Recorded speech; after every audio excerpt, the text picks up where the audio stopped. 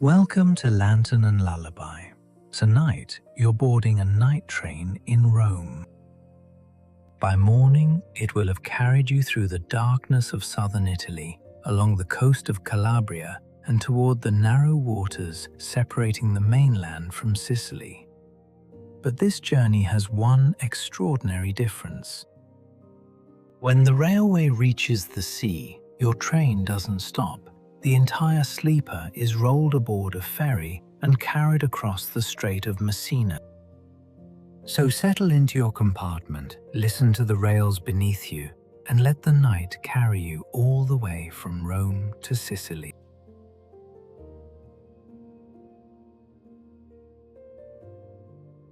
Evening has settled gently over Rome.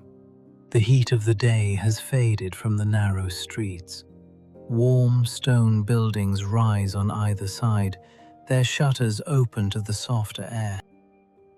A brief shower passed earlier, leaving the pavement dark in places and catching small reflections beneath the street lamps.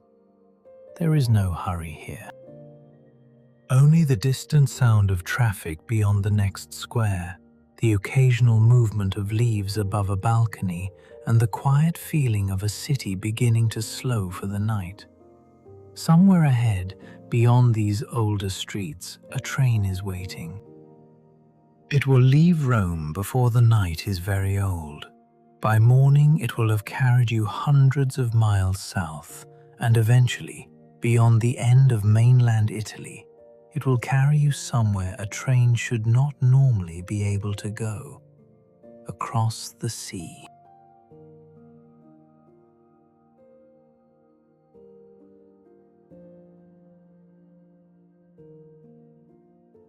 The streets broaden as you continue. Older facades still line the way, but the spaces between them grow wider. A few cafes remain lit behind glass. Tables have been brought closer beneath awnings. Apartment windows glow several floors above the pavement. Rome does not become completely quiet at night. Instead, it seems to soften.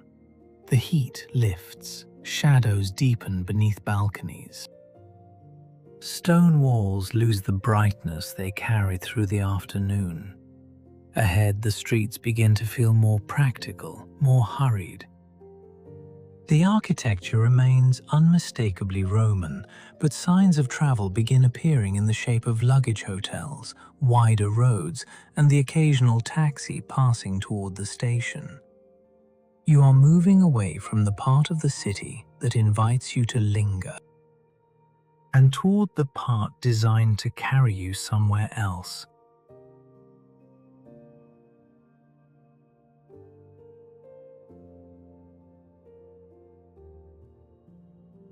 The city changes one street at a time, traffic lanes widen, the buildings become larger, pools of white light gather beneath modern lamps. And then the long horizontal lines of the station begin to appear between them. Roma Termini occupies an enormous piece of the city. Even from a distance, its scale is difficult to miss. Glass and concrete stretch across the darkness ahead. Roads converge around it. Buses rest beneath lights farther along the square. Yet at this hour, much of the daytime rush has already passed. You approach beneath a warm night sky with only one journey left to begin. Rome is still all around you. But for the first time this evening, it feels as though you are already leaving.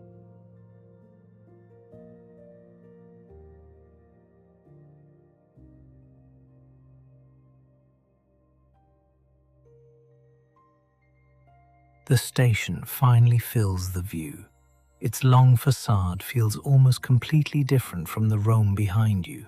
Straight lines, glass, concrete. A broad illuminated interior visible beyond the entrance. For generations, journeys north and south have begun here. Tonight, yours will head south, far south. Down almost the entire length of the Italian peninsula, before reaching the narrow water separating the mainland from Sicily. For now, though, none of that is visible.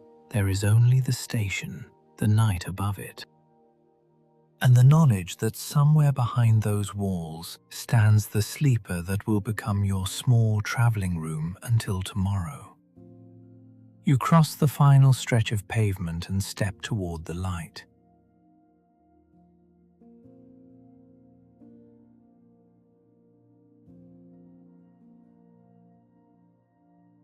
The atmosphere changes as soon as you enter. The night air disappears behind you. In its place comes the soft, enclosed sound of a huge railway station. Footsteps somewhere beyond sight, a distant rolling suitcase, the low mechanical hum of ventilation. Occasional announcements dissolving into the roof before the words become important. The concourse stretches far ahead beneath a high ceiling. Bright shop fronts have begun closing for the night. Beyond them, passageways lead deeper toward the platforms. Nothing about the station feels sleepy. Stations rarely do. Even late at night, they exist between departures and arrivals. But there is something comforting about knowing that you will soon leave all of this brightness behind. Your room for the night is waiting beyond the concourse.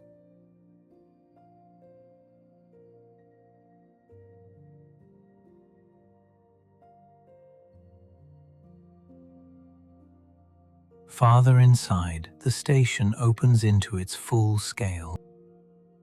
Rows of platforms wait beyond the main hall. Their roofs disappear into the distance.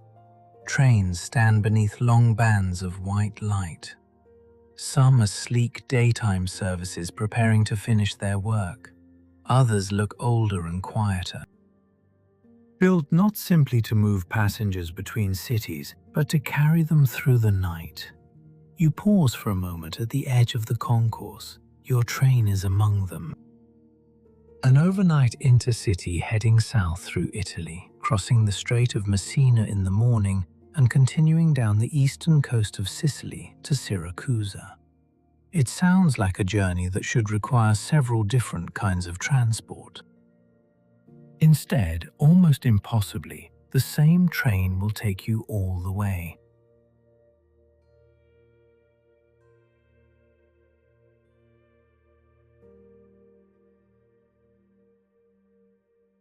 The farther you walk, the quieter the station becomes.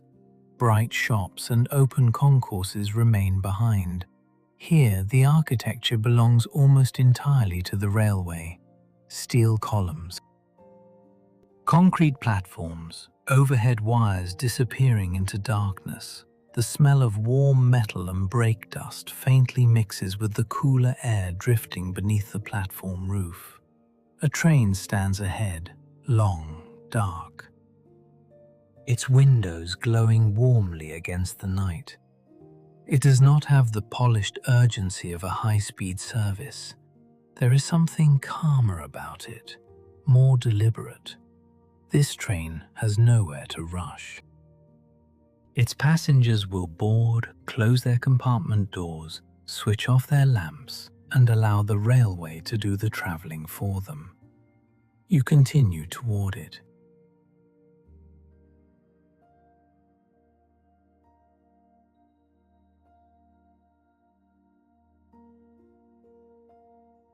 Now you can see it properly. The overnight train stretches away beneath the platform lights. Its dark blue carriages seem almost black where the light does not reach them. Warm windows form a repeating line along the side. Behind some are ordinary seats. Behind others, couchettes and sleeping compartments have already been prepared for the night ahead. Your own room is somewhere farther along. The train looks substantial, older in character than the newest trains moving through the station. Made of individual coaches joined into a long, flexible chain. That will matter tomorrow, because before reaching Sicily, These carriages must be divided, maneuvered through a harbour, and rolled directly inside a ferry. Standing beside it now in Rome, that still seems difficult to imagine.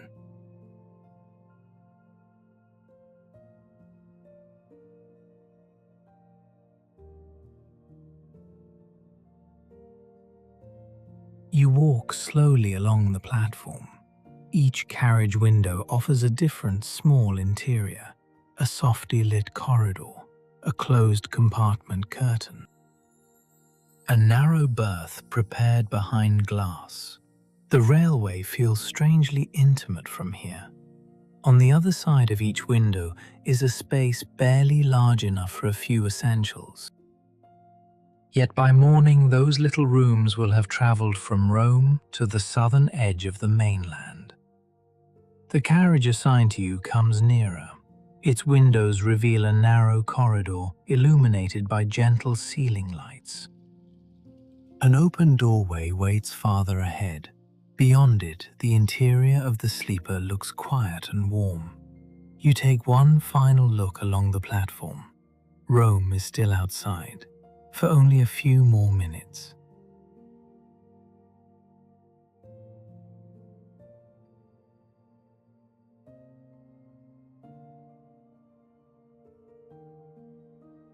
The doorway sits a little above the platform. Beyond it is a compact entrance vestibule, brighter than the carriage exterior and immediately quieter. The station seems to remain behind the moment you cross the threshold. Metal steps lead into the train. A narrow connecting door waits ahead. Through its glass, you can already see the sleeping car corridor extending along one side of the carriage. The space is practical rather than luxurious. Everything has been designed around the limits of a railway coach. Small surfaces, narrow passages, doors fitted closely together. But that compactness has its own kind of comfort. For the rest of the night, you need very little. A bed, a window, a lamp, and the slow movement of the train beneath you.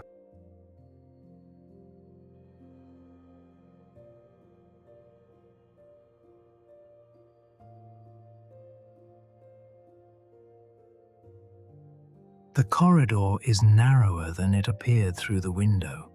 Compartment doors line one side. Large windows run along the other, looking back across the platform. Soft ceiling lights extend in a line toward the far end of the carriage. The floor gives slightly beneath each step, not enough to feel unstable, just enough to remind you that everything around you is built to move. Behind the closed doors are the small rooms where passengers will spend the night.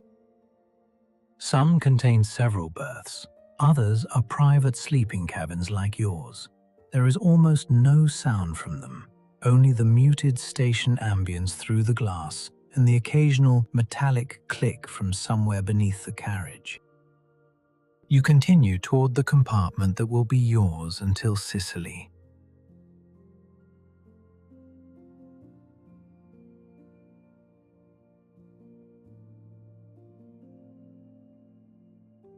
The compartment door opens onto a room no wider than it needs to be. A single bed occupies one side. It has already been prepared with clean white bedding for the journey. Beside it, a large rectangular window fills much of the outer wall. A small reading lamp sits within easy reach. There is storage for your luggage, a power socket, a mirror, and a compact wash basin built into the cabin. Nothing is extravagant.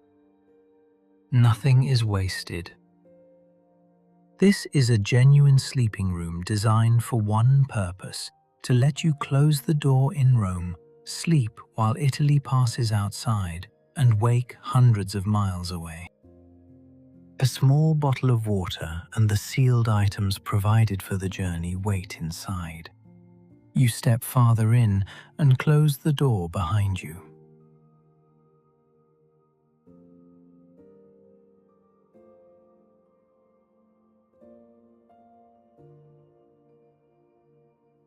The first few minutes are spent learning where everything fits. Your bag disappears into the luggage space. A jacket hangs neatly against the wall. The small travel kit is set beside the wash basin. There is something satisfying about reducing an entire night to such a compact space. Everything you need is within reach. The bed beneath the window, the little lamp beside it, water for the night, the door that locks from inside. Outside, the platform remains brightly illuminated. The train has not moved at all. But inside the cabin, the journey has already begun to feel private. The station is now something viewed through glass rather than something you are standing within. You turn toward the window.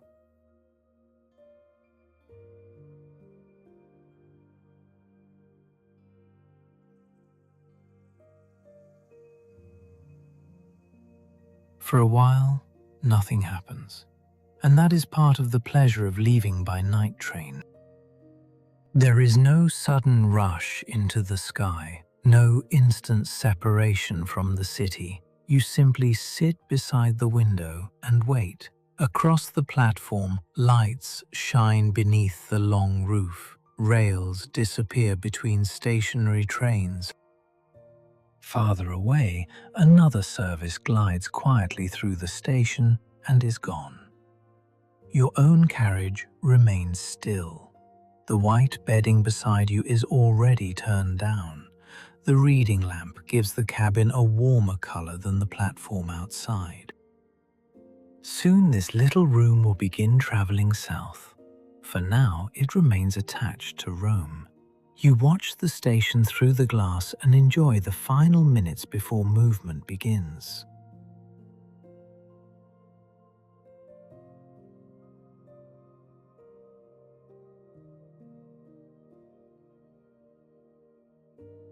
A gentle pull travels through the train, then another.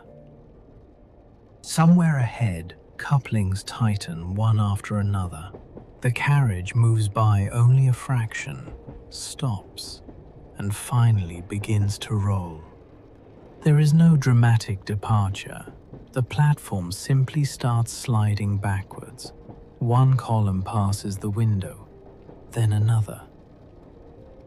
The bright roof lights move steadily across the glass as the sleeper gathers a little speed. For several seconds, you can still see the place where the train had been waiting. Then it disappears behind the next carriage, and the station begins opening around you. You have left Roma Termini. The long journey to Sicily is underway.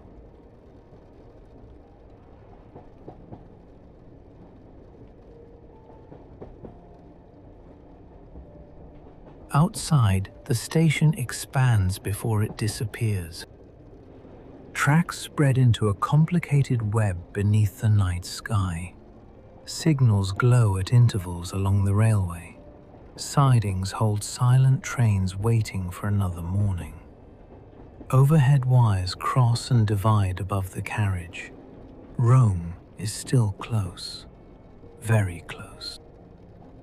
But from the window, the city already looks different. There are no piazzas here, no narrow lanes or old facades. Only the hidden railway landscape behind the station. Concrete walls, bridges, service buildings. Lines of steel converging and separating beneath electric light. The sleeper moves steadily through them. Behind you, Termini becomes another bright shape in the distance. Ahead, the tracks point south.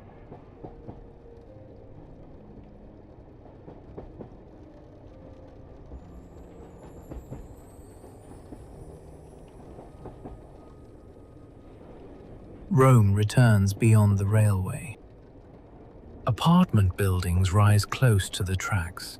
Balconies pass at eye level. Small roads disappear beneath bridges. Warm windows appear for a few seconds and then slip behind you.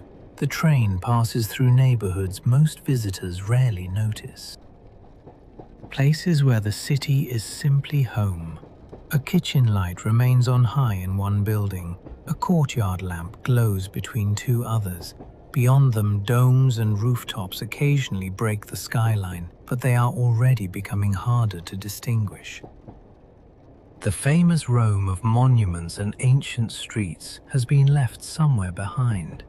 This is the Rome seen from a departing train, brief, fragmented, and gradually giving way to darkness.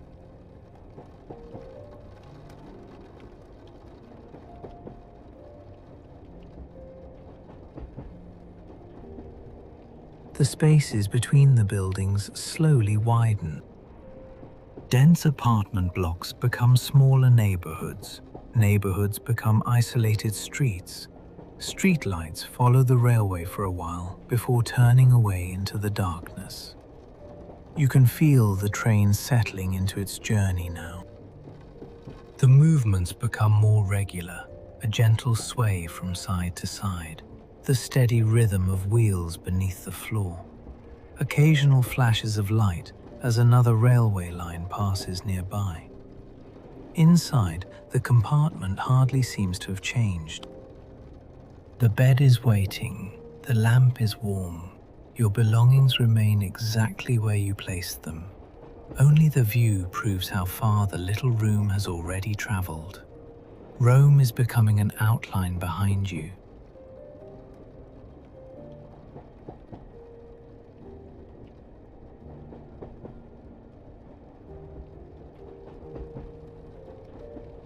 Eventually, the city no longer fills the window.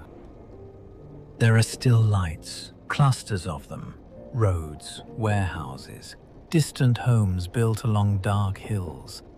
But between each group lies a little more empty space, a little more night.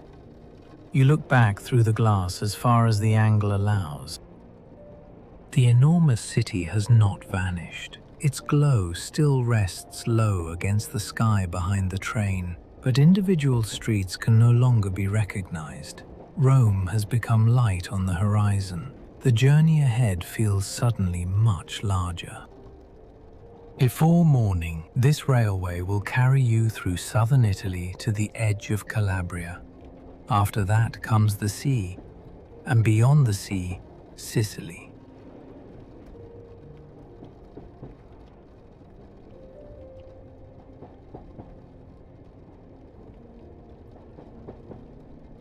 At last, the darkness becomes continuous. The railway runs beyond the outer city beneath an open night sky. Fields lie invisible beyond the occasional silhouette of a tree. A farmhouse light appears in the distance, then another. Both disappear almost as quickly as they arrived. The compartment now feels completely separated from the world outside. A small, warm room moving through a much larger darkness. You lower the brightness of the lamp, not enough to sleep yet. Only enough to let the night beyond the window become clearer. Rome is behind you. Sicily is still many hours away. Between them lies almost the entire length of southern Italy. There is no reason to hurry through any of it. The train knows the way.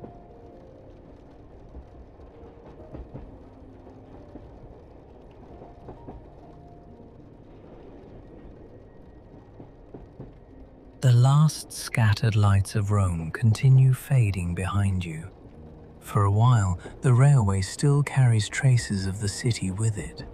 An illuminated road appears alongside the tracks. A warehouse stands alone beneath white security lights. A cluster of houses gathers around a distant junction, then each one falls away. Beyond the window, the darkness becomes wider.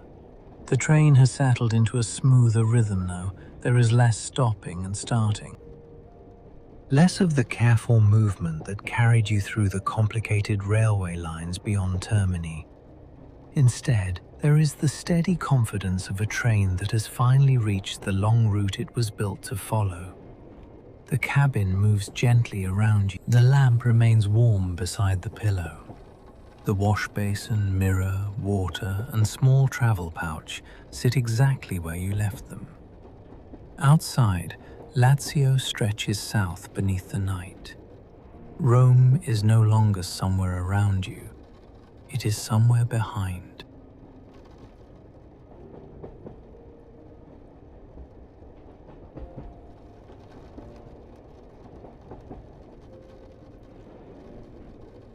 The railway continues through darkness, broken only occasionally by infrastructure. Parallel tracks appear beside you. For a few minutes, another line runs close enough for its polished rails to catch the light from the train. Then it curves away.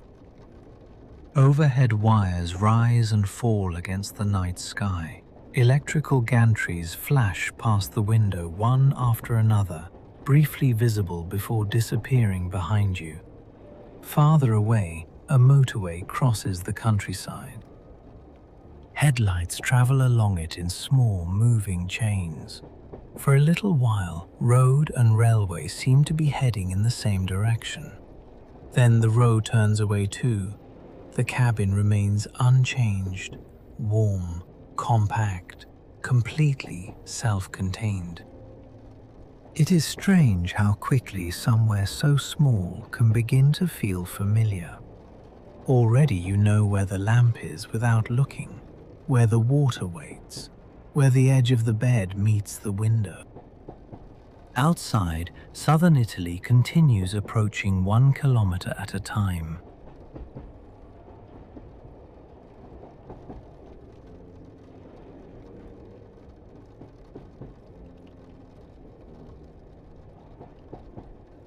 Soon, even the railway infrastructure becomes less noticeable. Beyond the glass lies almost nothing but open land. Fields stretch away beyond the tracks, visible only where the night sky is slightly lighter than the ground. Lines of trees become black silhouettes.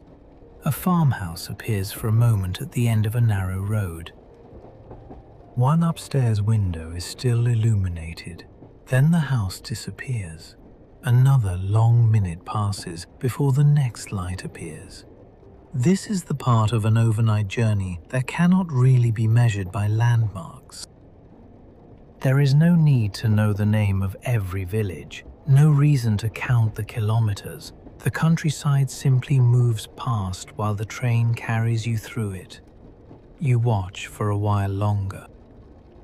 The darkness makes the window feel larger than it did at the station, almost like an opening into another room, one without walls, only night.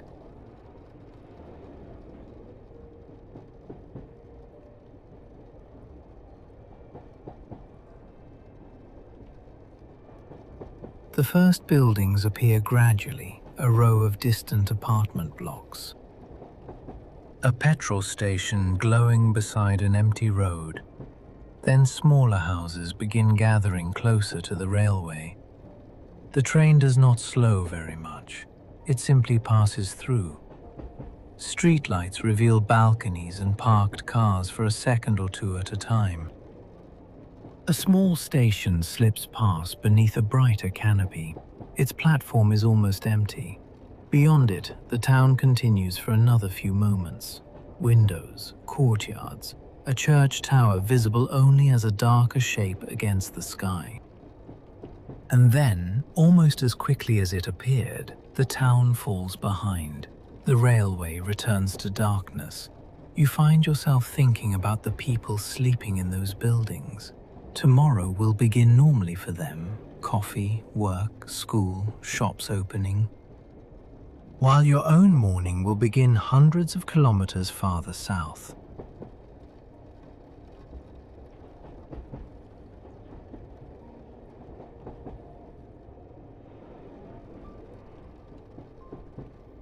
For the next stretch, the journey becomes a pattern.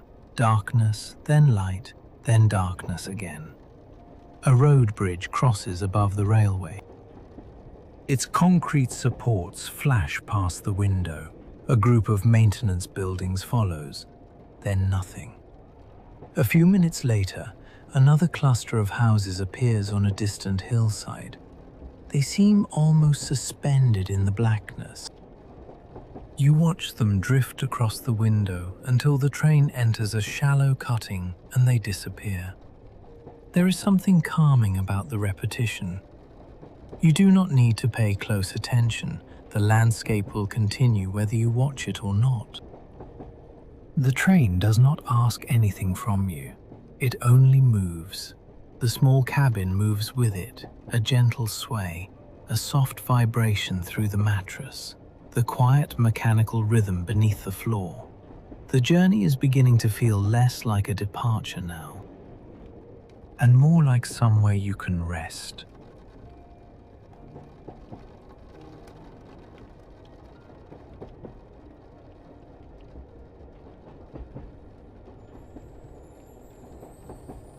Somewhere beyond the darkness, the journey crosses into Campania. There is no dramatic boundary, no sign in the night that matters from inside the cabin. Only the knowledge that another region of Italy now lies beneath the wheels. The railway carries you farther south. Occasional towns still gather beside the line. Larger roads appear more often for a while. Industrial lights glow beyond concrete walls, then the surroundings open again. By daylight, this part of the journey would reveal far more. Hills, towns, roads climbing toward villages, the changing shape of the country as Rome falls farther behind. At night, all of those details are reduced to outlines, small fragments offered by streetlights and station lamps. Perhaps that is better. You are not here to study the landscape. You are here to let it carry you towards sleep.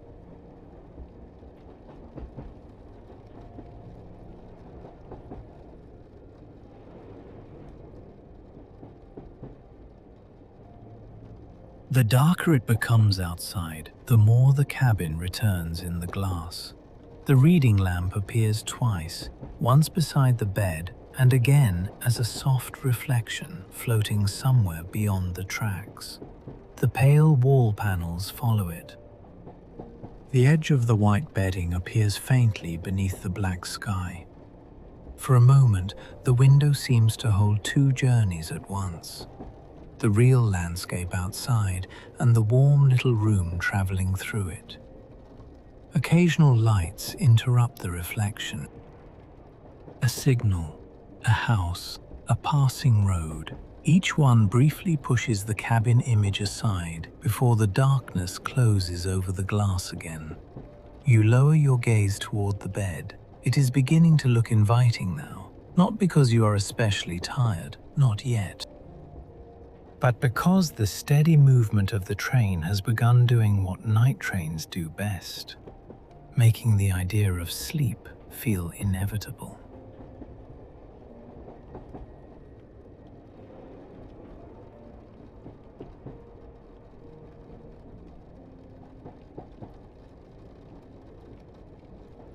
The train reaches another stretch of settled country. This town is larger than the last. Apartment buildings stand farther back from the railway. Roads cross beneath you. White streetlights illuminate car parks and small industrial yards. For several minutes, there is always something outside the window. A wall, a bridge, a group of houses, another railway line, a platform slipping quietly past. Then the buildings begin thinning again. The train continues without ceremony. It is easy to forget how many places an overnight service passes while its passengers are asleep. Cities people call home, towns with their own histories, small stations where another journey might begin.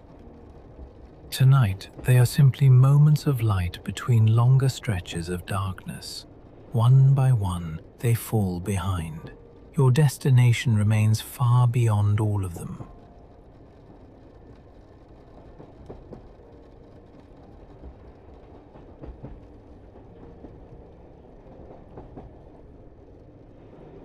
Once the town is gone, the rhythm returns. The train seems to breathe with the railway. A soft movement beneath you, a slight sway through a curve, then a longer straight section where everything becomes almost perfectly steady. You begin noticing sounds that were hidden by the station, the low hum of the carriage, the faint rush of air beyond the window, the repetitive note of wheels meeting joints and points somewhere beneath the floor. None of it is loud. Together, the sounds become almost musical. Outside, there is very little to see. Occasional lights climb a hillside far away. A road disappears into a valley. Dark shapes rise beyond it, impossible to judge in size. Southern Italy is becoming more rugged around the railway, but the night keeps most of it hidden. There will be time for landscapes in the morning. For now, darkness is enough.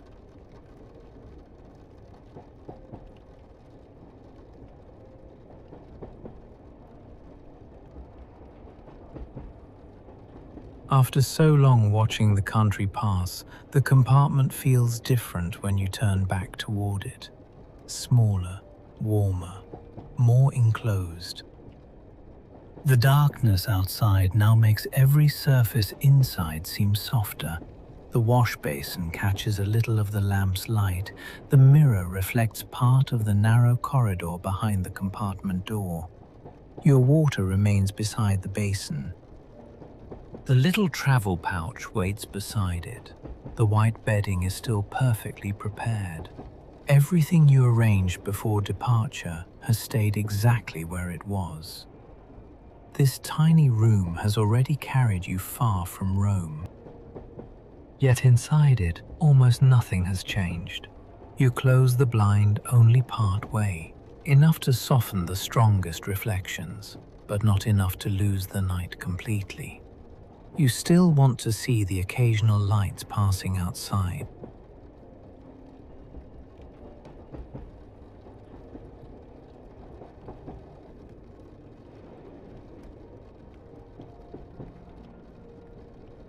The wash basin is small, but it is enough. Cold water runs quietly for a moment before you turn it off. The sound seems strangely clear inside the compartment. You put away the last few things you will not need until morning. The travel pouch returns beside the basin.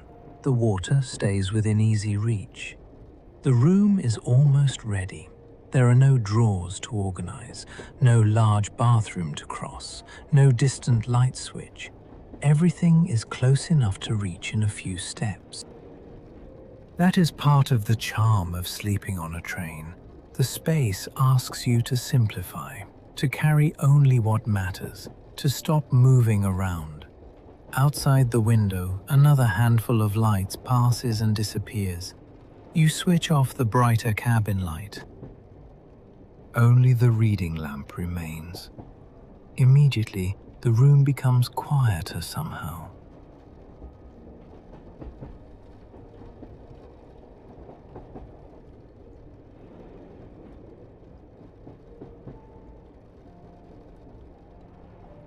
With the brighter light gone, the compartment changes completely. The corners disappear into shadow. The pale walls take on the warm color of the reading lamp. The white bed becomes the brightest thing in the room. Beyond the window, the night feels deeper. You can still make out the occasional shape of a building or embankment when the train passes beneath a light. But between them, there is nothing. Only your own faint reflection. The mattress shifts almost imperceptibly beneath the movement of the carriage. A train is never completely still. Even on a straight line, there is always some tiny reminder that you are traveling. A vibration, a sway, a change in the sound beneath the floor. You sit on the edge of the bed and listen. There is nowhere else you need to be.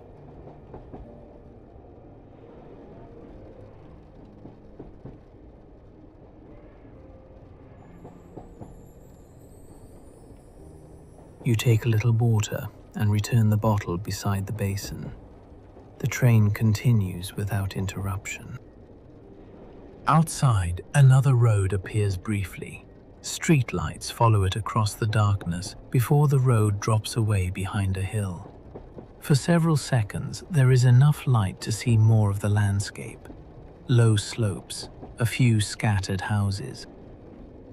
The faint shape of vegetation close to the railway, then it all disappears again. You remain beside the window for a while longer, not because there is anything in particular to watch, but because this may be the most peaceful part of traveling by night. The world keeps moving. You do not have to. The railway decides the direction. The driver watches the line ahead. The timetable belongs to somebody else. Your only task is to rest.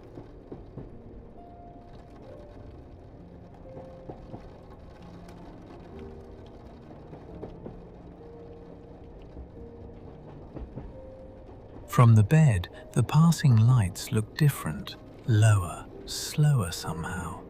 Each one crosses the window above you and disappears.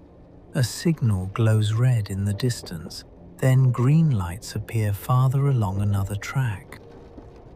A small collection of lamps marks railway equipment beside the line. After that comes darkness again. You begin to notice how little the scene needs to change. The repetition itself is relaxing. Light, dark, light, dark. The train sways gently beneath you. The pillow stays cool beneath your head. The reading lamp casts a small oval of warmth against the wall. Everything beyond that little circle seems unimportant now.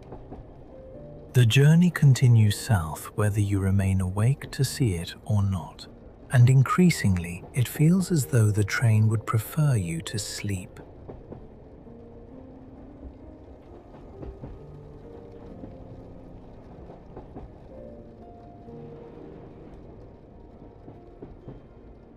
The train is well into the long southern journey now. Rome feels remote. Even the towns you passed earlier have begun blending together in memory. Outside, the railway threads through country that remains mostly invisible. A tunnel closes around the train for a short while. The window becomes a dark mirror. The sound beneath the carriage changes, deeper, more enclosed. Then, without warning, open air returns. A few lights appear on a distant slope. The railway curves. They move slowly across the far side of the window before disappearing behind you. Another tunnel may come later, another valley, another sleeping town. You no longer feel the need to identify any of them. Morning will reveal where the railway has carried you. Tonight, it is enough to know that each dark kilometer is bringing Sicily closer.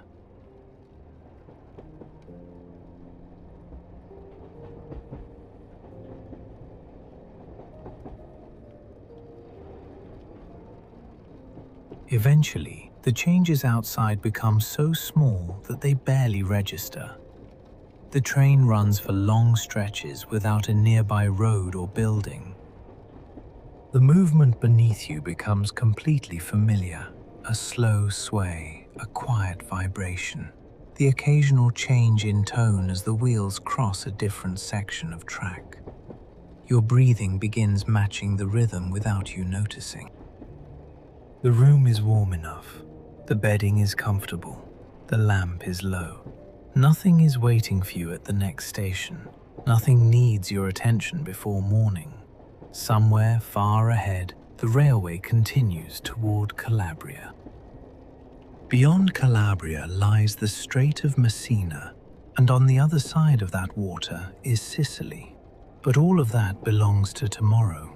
For now, the journey has narrowed to this bed, this lamp, and the darkness moving beyond the window.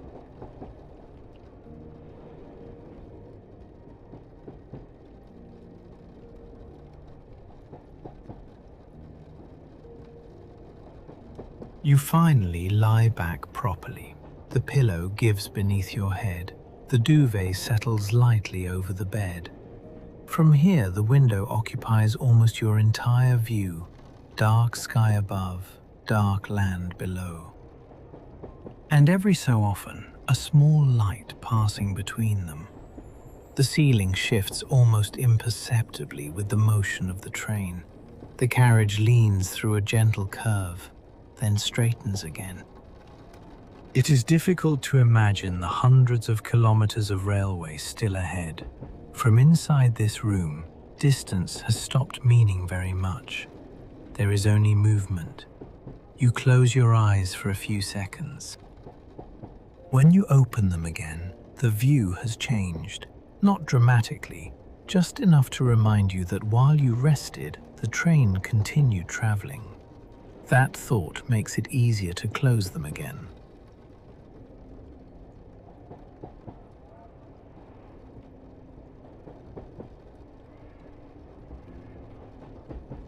Time becomes difficult to judge.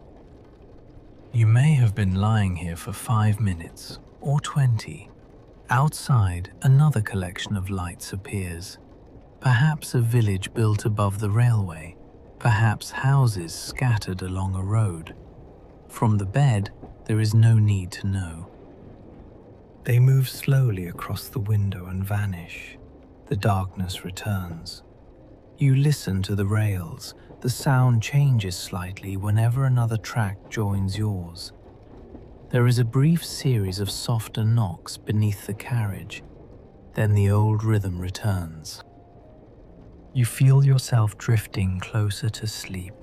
Thoughts become less organized. Rome, the station, the long blue train, the platform beginning to move. All of them already feel strangely far away. The room around you remains warm and still. Only the world outside continues moving.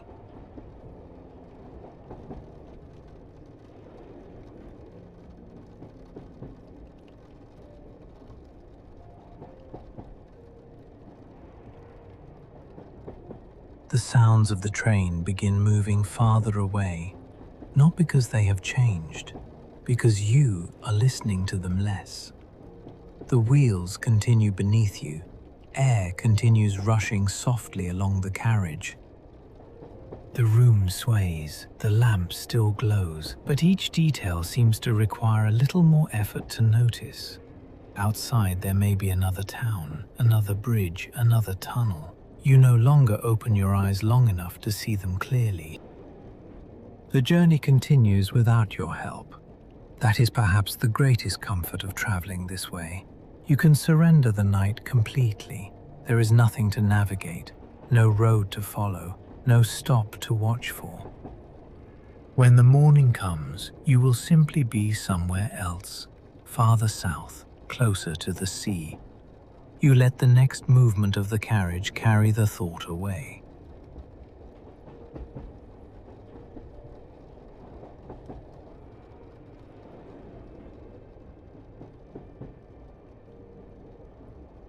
The train continues south while you sleep. Through the darkness, it carries the small compartment across another region, then another stretch of railway, past towns whose lights you never see, across bridges you never notice, through tunnels that become only a change in sound somewhere beyond sleep. Hour after hour, the distance from Rome grows. The landscape outside changes without asking to be watched. The country narrows gradually toward the south. And still the train continues. Inside the compartment, almost nothing moves except the gentle sway of the carriage. The lamp has finally gone dark. Only a trace of night enters through the window. The white bedding is barely visible. The wash basin and mirror have disappeared into shadow. Somewhere far ahead, beyond the sleeping room, the first hint of morning is waiting over Calabria. But it has not arrived yet. For now, there is only deep night and the railway beneath you.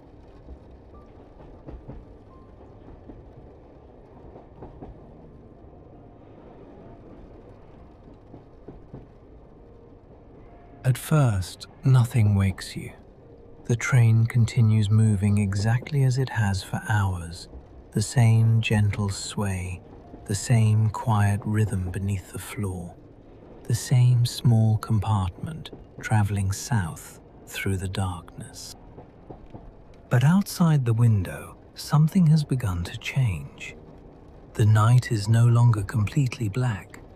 Along the horizon, the darkness has softened into the faintest shade of blue. It is barely noticeable, a color more sensed than seen. The silhouettes beyond the railway begin separating themselves from the sky. Low hills, trees, the edge of an embankment. For most of the night, all of them were hidden. Now they are slowly returning. You remain asleep a little longer while the first hint of morning enters the window. The reading lamp is still off. The cabin remains almost dark, but the night outside is beginning to loosen its hold. Somewhere ahead, beyond the hills of Calabria, the sea is waiting.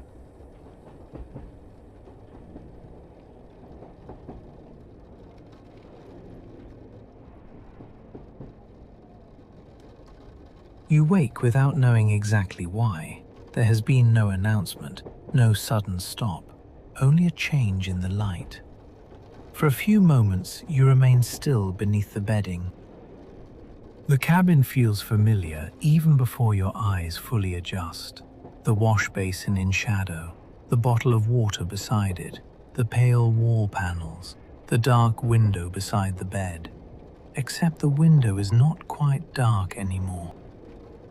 Beyond it, the landscape has become visible in shades of blue and grey. During the hours you slept, the train has carried you deep into southern Italy. Rome is now hundreds of kilometers behind. Somewhere in the darkness before waking, the sleeper has reached Calabria. The journey has crossed almost the entire length of the peninsula while you rested. Outside, low hills pass quietly beyond the tracks. Occasional lamps still glow beside distant roads, but morning has begun. You lie there for another moment listening to the train, then turn toward the window.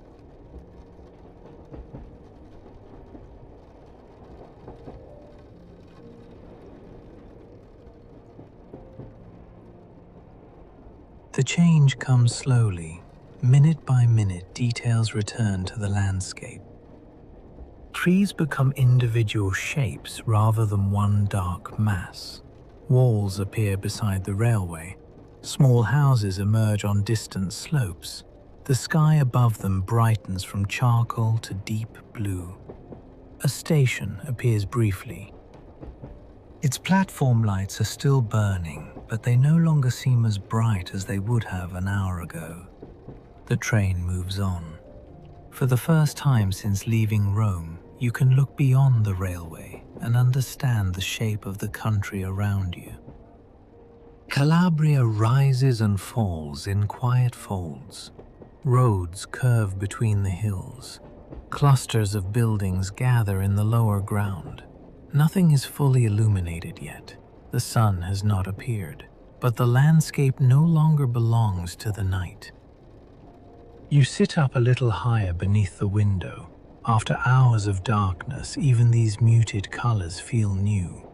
And somewhere beyond the hills, the railway is drawing closer to the western coast.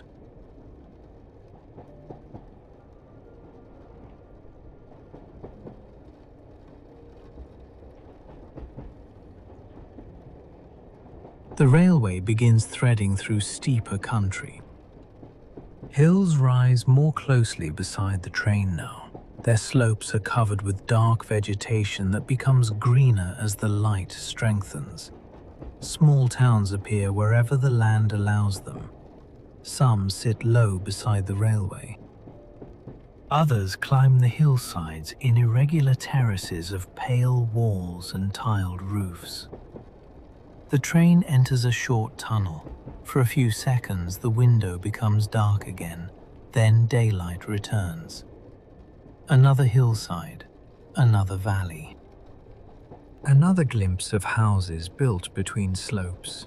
This part of Italy feels completely different from the land surrounding Rome, narrower, more rugged, pressed between the mountains inland and the coast somewhere ahead. You begin to understand why the railway so often follows the edges of the landscape rather than cutting directly across it. The train curves gently, the horizon opens, and beyond a line of trees, a new color appears. Soft, silver blue, almost blending into the morning sky. Water.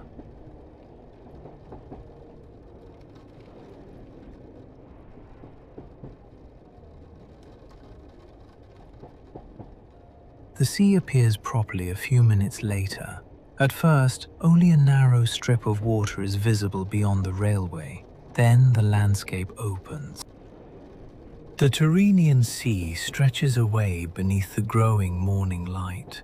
Its surface is calm, blue-grey near the shore, lighter toward the horizon. For long stretches, the railway seems impossibly close to the water.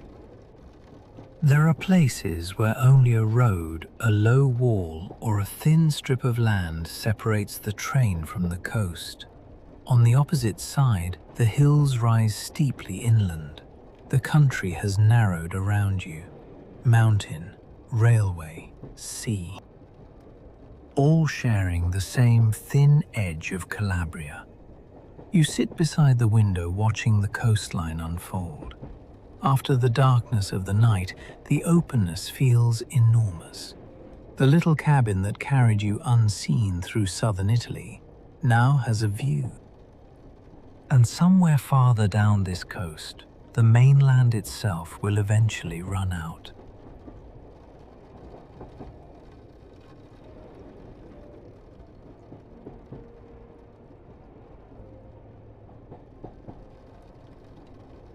Morning arrives properly inside the cabin too. A small breakfast has been brought to the compartment. Nothing elaborate, just enough for the beginning of the day. Coffee, juice, a simple choice of something sweet to eat. The tray rests within reach beside the bed, while the coastline continues moving beyond the window. You turn the reading lamp off completely. It is no longer needed. Natural light now fills the small room. The pale walls lose their nighttime warmth and return to their softer grey. The sea flashes between buildings and trees outside. You take a drink of coffee. After so many hours of darkness, the ordinary ritual of breakfast feels strangely luxurious. Not because of what is on the tray, but because you are eating it while your bedroom travels along the edge of southern Italy. Somewhere ahead lies Villa San Giovanni.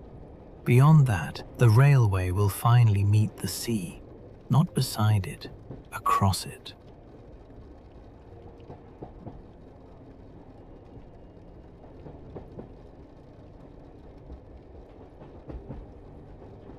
The train remains close to the coast. At times, the sea fills almost the entire window. At others, the railway turns inland for a few minutes and the water disappears behind houses or hills. Then another curve brings it back. Small beaches lie empty beneath the railway. Low waves reach narrow strips of pale stone. Roads follow the same difficult coastline, sometimes running beside the tracks and sometimes climbing away from them. The sleeper passes through another short tunnel. The cabin darkens. Then light bursts across the window again. Sea, cliffs. A small settlement pressed between the slope and shore. The rhythm is completely different from last night. Then the landscape was something you sensed. Now it changes every few minutes. The journey that carried you silently through darkness has become a coastal railway, and still the same little bed remains beside the window, the same room, only the world outside has changed.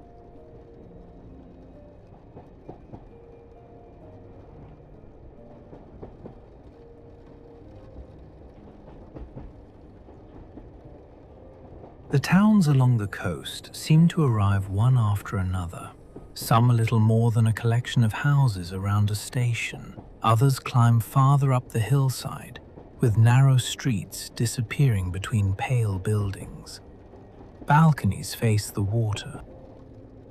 Church towers rise above tiled roofs.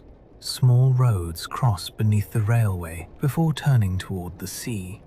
The train passes them without stopping. For a moment, each town fills the window. Then the final houses fall behind and the coast opens again. There is something intimate about seeing places this way, not arriving, not exploring, simply passing close enough to glimpse the shape of ordinary morning.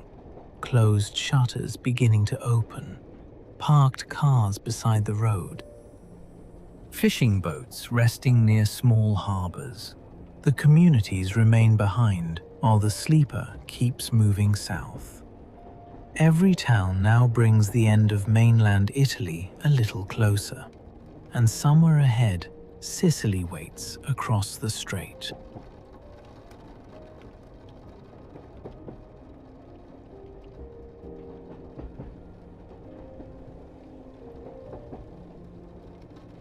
The railway begins disappearing into the hills more often. A tunnel arrives almost without warning. The sea vanishes, the window darkens. For a few seconds, the cabin is reflected clearly in the glass again. Then daylight returns just as suddenly.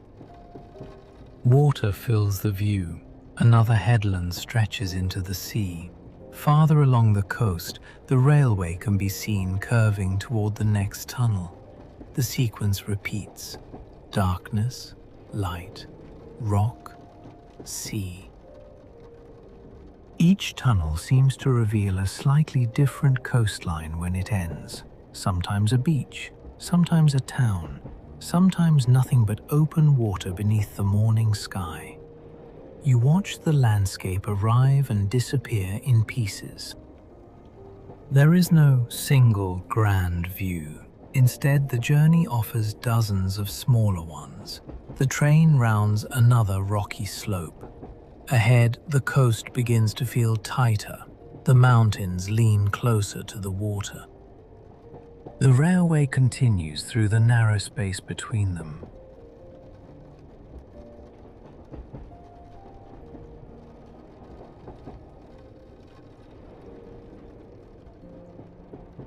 By now, the morning has fully arrived. The sea has taken on a clearer blue. Green and brown return to the hillsides. White buildings stand sharply against darker vegetation. The coast is no longer something emerging from night. It is completely awake.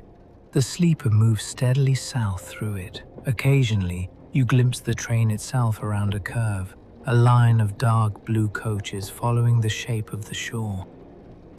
The sight feels strange after spending the night inside one of them. That long train is the same small room around you, the same bed, the same window, carried through hundreds of kilometers while you slept. The land ahead becomes increasingly dramatic. Slopes fall more steeply toward the water.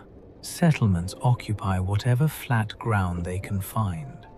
Somewhere beyond the next sequence of headlands lies Villa San Giovanni.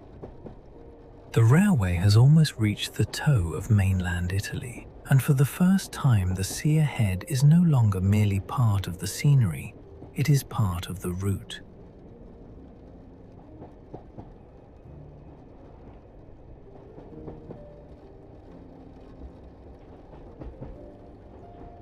The coastline begins to change. Instead of stretching endlessly south, the land ahead seems to fold inward. The sea narrows. Another shore begins to influence the horizon. At first, it is difficult to separate from the haze, a darker line beyond the water. Too substantial to be cloud, too broad to be a headland. The train continues along the coast. Roads become busier. Railway infrastructure begins appearing more frequently beside the line. There are more tracks now, more overhead wires. Small yards and sidings between the hills and the water. The landscape feels less remote. You are approaching somewhere important, the point where railway and coastline finally meet. You look farther across the water. The shape opposite remains faint, but it is growing clearer. Mainland Italy has almost run out. Beyond the narrow stretch of sea lies another island, another region, another part of the journey. Sicily is beginning to appear.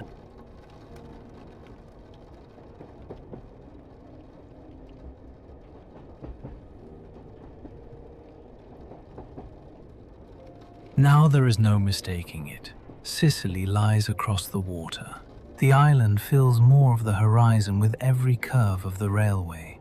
Its mountains rise dark against the brightening sky. At this distance, individual buildings are difficult to distinguish. Only the broad shape of the land is clear, yet the sight changes the journey completely. For hours, Sicily has been an idea, a destination somewhere beyond the darkness. Now it is physically there, visible across the strait, close enough to seem almost reachable without leaving the train. But there are no railway bridges between here and the island, no tunnel beneath the water. The tracks beneath your carriage will soon come to an end. For almost any other train, that would mean the journey stopped here. For this one, it means something much stranger is about to happen. You keep watching Sicily through the window as the railway curves toward Villa San Giovanni.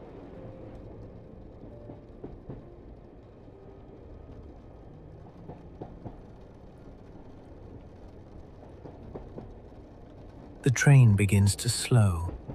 The long, uninterrupted movement of the coast gives way to points and crossings. Tracks multiply beside you. Some curve toward platforms, others disappear into sidings. Overhead wires form increasingly complicated patterns against the sky. Warehouses and railway buildings stand between the line and the harbour. Beyond them, the strait remains visible. Sicily is still there across the water, closer now. The sound beneath the carriage changes as the wheels pass slowly over switches. The gentle, high-speed rhythm of the night has gone. Instead comes a measured sequence of clicks and movements. The sleeper is entering Villa San Giovanni. This is not simply another station call. It is where the railway must prepare for the part of the journey that makes this route unique. Somewhere beyond the platforms is a ship. And inside that ship are railway tracks. For the first time since Rome, the train is almost still.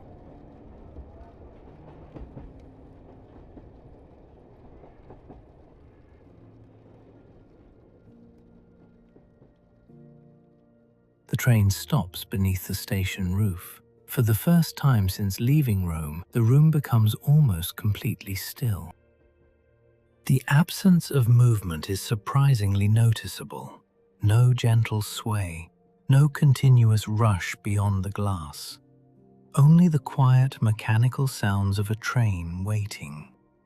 Outside, the platform stretches alongside the sleeper. Morning light reaches beneath the canopy. Beyond the opposite tracks, glimpses of harbour infrastructure can be seen between railway buildings, and beyond that is the strait. This is Villa San Giovanni, the final railway station on mainland Italy before Sicily, but the journey is nowhere near finished. The carriages around you will not be emptied onto another train. You will not walk across a terminal to board a ferry. The compartment itself is going with you. Bed, window, wash basin, everything. The same railway carriage that left Rome last night will soon be carried across the sea. For now, it waits quietly at the platform.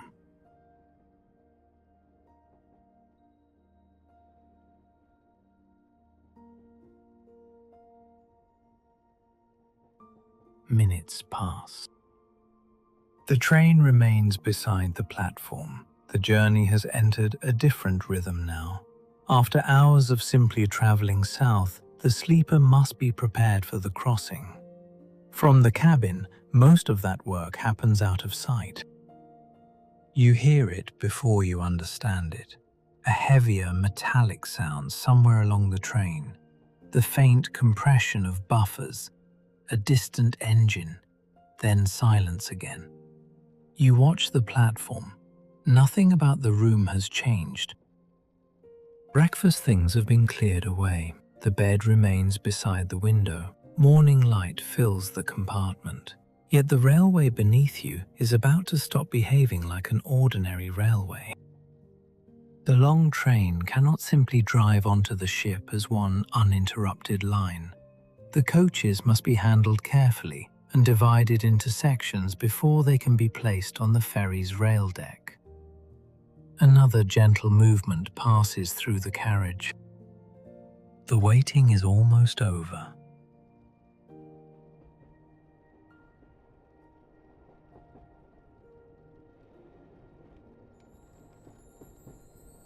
The carriage moves, only slightly, then stops again. The movement is different from everything you felt during the night. Short, deliberate, almost careful. Somewhere beyond the cabin, locomotives are repositioning the coaches for the crossing. The train that traveled as one long formation through Italy is being prepared to fit inside the ship. Another small jolt passes through the room. Outside, the platform begins sliding slowly past. Not with the steady acceleration of a departure, only a few meters. Then another pause. You realize that the sequence is being performed one piece at a time. Tracks converge beyond the station. The harbor lies just ahead. Through gaps in the railway buildings, you can see the blue water of the strait, and beyond it, Sicily. The destination that seemed impossibly far away last night is now sitting across a narrow stretch of sea.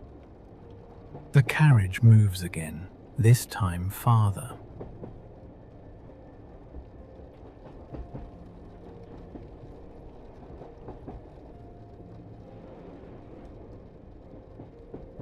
The carriage stops beyond the station. For a short while, nothing happens. Then another gentle pull travels through the train, except this time the scenery begins moving in the opposite direction. The coaches are being set back, slowly, carefully, toward the harbor. The change is subtle enough to feel strange. After traveling south all night, you are now moving backwards for the first time. Railway buildings pass the window again from the opposite direction. Points slide beneath the carriage. The sound of the wheels is slow enough that each movement can be heard individually. Beyond the tracks, the ferry terminal grows closer. Parts of a large ship appear between structures near the water. Its scale is difficult to understand at first. Then you notice rails leading toward it. Actual railway tracks, continuing beyond the land. Your section of the sleeper keeps reversing. The ship is no longer somewhere beyond the station. It is directly ahead of the railway.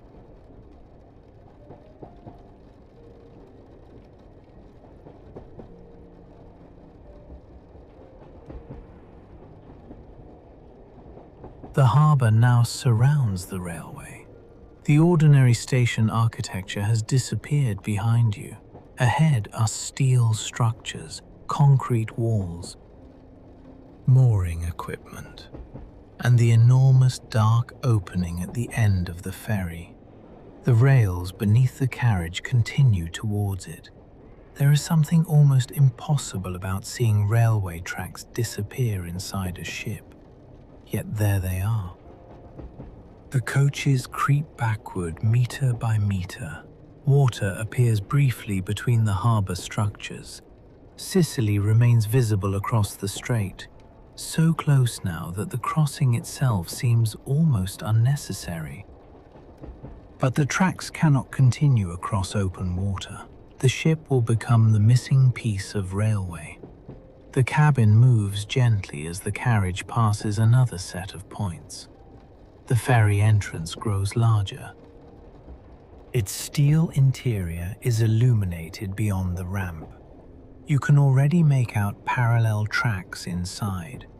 For the first time, the strange promise of this journey is directly in front of you. The train really is about to enter a ship.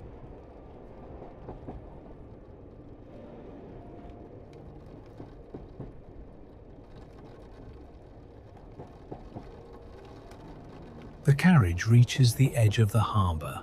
The opening of the ferry now fills almost everything beyond the window. Inside, the light changes. Cool industrial lamps illuminate a cavernous steel deck. Railway tracks run straight into the ship. Heavy beams cross above them. The sea is suddenly hidden behind metal walls and machinery. The coaches move with extraordinary slowness, a few meters at a time. You can hear every small change beneath the floor. For a moment, the carriage pauses at the threshold. Morning daylight remains visible behind. Ahead lies the enclosed rail deck. Then another gentle movement travels through the sleeper. The window begins passing beneath the ship's structure. The train crosses the boundary between railway and ferry.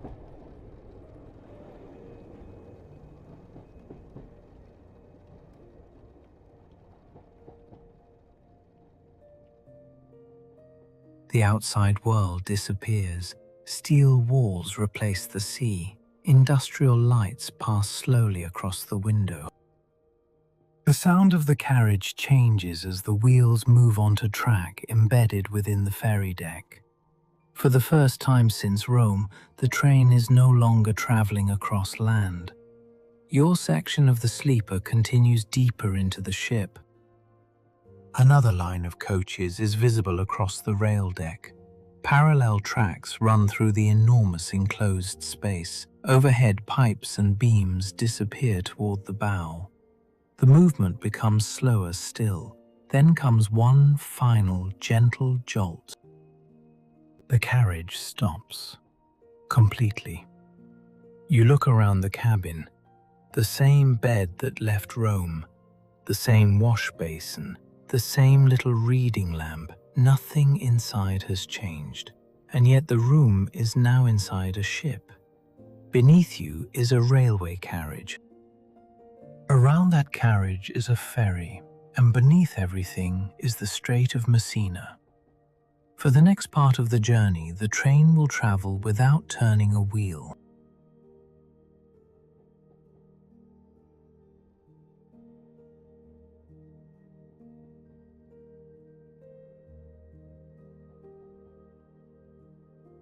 For several moments, nothing happens.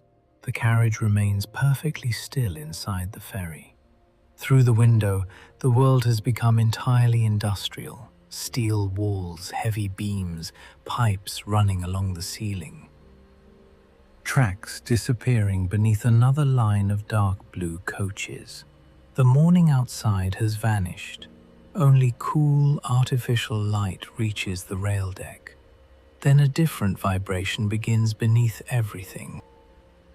Not the familiar movement of wheels against railway, something deeper, slower. A low mechanical hum traveling through the structure surrounding the train. The ship. Until now, the ferry has felt like a building that happened to contain railway tracks, but gradually it begins to feel alive. Somewhere beyond the enclosed deck, engines are running, water is moving against the hull, and the entire train is about to travel across the strait without moving along its rails at all. You look once more around the familiar little compartment. For the first time since Rome, the railway journey has paused, but the journey itself has not.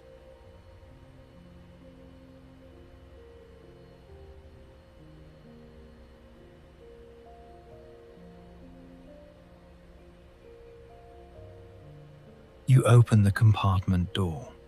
The sleeping car corridor looks different in full morning light. Last night, its windows looked out across Roma Termini. Now they reveal nothing but the inside of a ship: steel, railway tracks, industrial lamps. The other section of the train standing nearby, the contrast is almost absurd. Behind each compartment door is a bed, a pillow, a quiet, private room. Only a few meters beyond the corridor windows is the enormous machinery of the ferry. You begin walking toward the end of the carriage. The floor no longer moves with the familiar rhythm of the railway. Instead, there is a faint vibration coming through the ship beneath it. At the vestibule, daylight is absent. The door ahead opens onto the enclosed rail deck. Temporary access has been placed beside the train now that the coaches are secured. For a moment, you stand between two completely different kinds of travel. Behind you, the sleeping car. Ahead, the ship.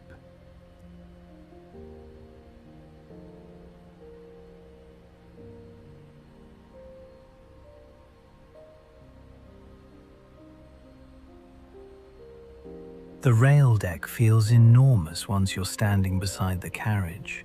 Your train rises beside you in a long wall of dark blue metal and windows. Across the deck, another section of coaches occupies a parallel track. Between them are strips of steel floor, rails embedded into the ship, tie-down equipment, painted structural columns disappearing toward the ceiling. Everything is functional. Nothing here has been designed to feel elegant. The train has become cargo. Very unusual cargo, perhaps, but cargo all the same. You look back toward the carriage doorway. It is strange knowing your bed is still inside there, your water beside the wash basin. Your belongings exactly where you left them. You could return to the compartment and remain there for the entire crossing. Instead, you follow the marked passage beside the train toward the ferry's interior stairs. Above this enclosed deck is another world, open air, morning, and the Strait of Messina.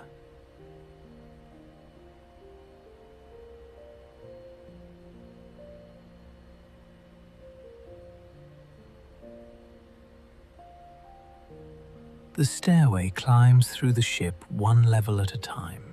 At first, the surroundings remain industrial. Painted steel walls, heavy doors. Exposed pipes passing overhead. The deeper hum of the engines becomes clearer away from the train. Then the atmosphere begins to change. The next landing is brighter. A window appears. Through it, sunlight reflects from moving water. You stop for a second. The ferry has begun to leave the harbour. For the first time, there is no railway visible beneath you, only the blue surface of the strait. You continue upward. Another door leads toward the passenger areas. The enclosed rumble of the rail deck begins fading behind you. Morning light reaches farther into the stairwell, a cool brightness after the artificial lamps below. Somewhere beyond the next door is open air. You have traveled all night inside a train. Now, for a few minutes, you're going to watch that train travel inside a ship.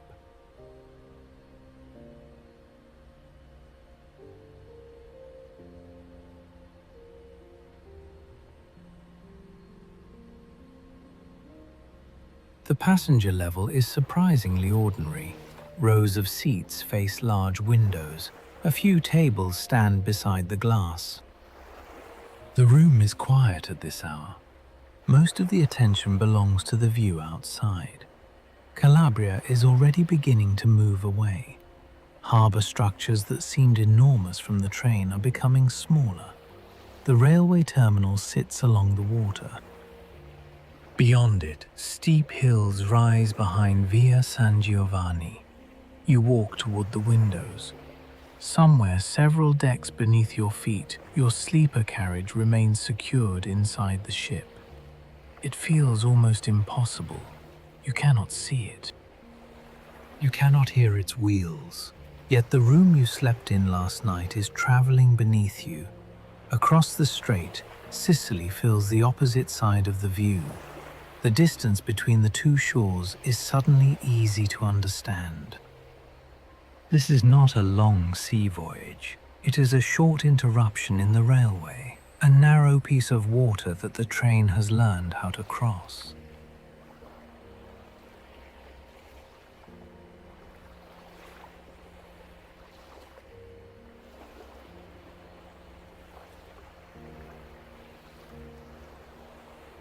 The door opens onto the morning. Cool sea air replaces the enclosed warmth of the ship. The strait stretches around you. Calabria lies behind. Sicily lies ahead. For the first time, there is nothing between them and you except water.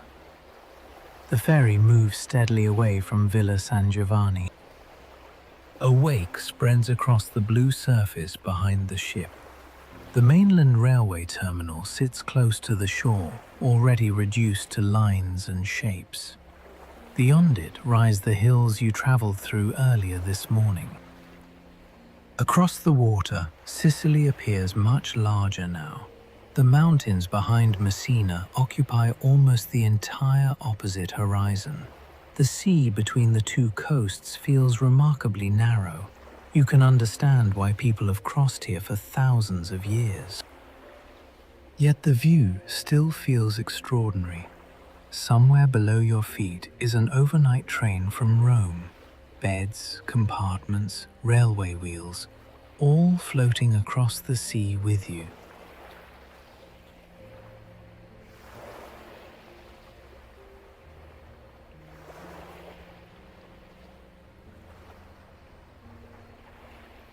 You turn back toward the mainland. Villa San Giovanni is still clearly visible. The harbour sits at the foot of the hills. Railway tracks disappear into the terminal where the train entered the ferry only a short while ago. From here, the complexity of the operation is hidden. There is no sense of locomotives, no sound of couplings, no slow movement across points. Only a coastline becoming gradually more distant. Farther north, the Calabrian shore continues beneath steep slopes. The railway you followed this morning can occasionally be imagined along the narrow edge between mountain and sea. Somewhere beyond those hills lies the entire journey of last night. Lamezia, Campania, Lazio, Rome. All of it connected to the small patch of coastline now shrinking behind the ship. You watch for another moment, then turn back towards Sicily. The island has grown closer while you were looking away.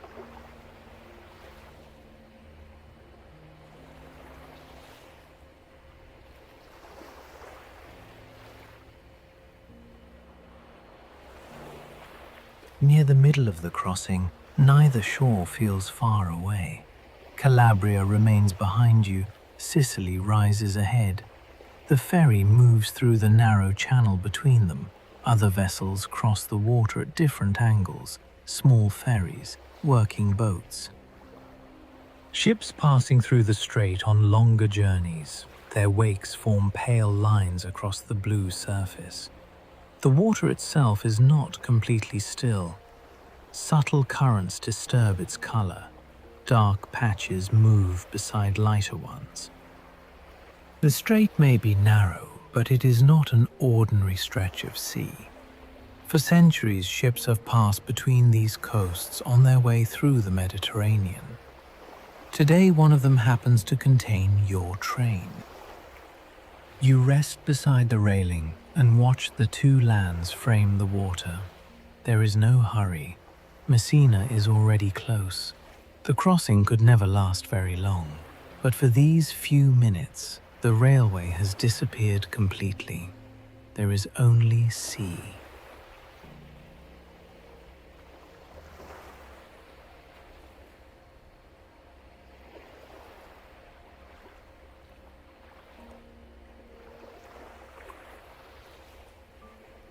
Sicily now dominates the horizon.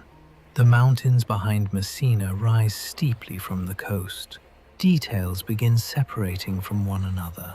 Buildings, roads, harbour structures, long lines of development following the water.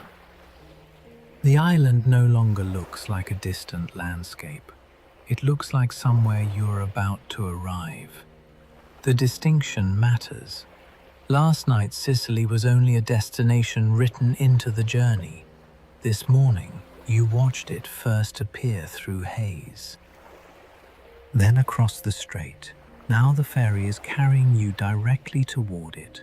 The city of Messina spreads along the shoreline ahead.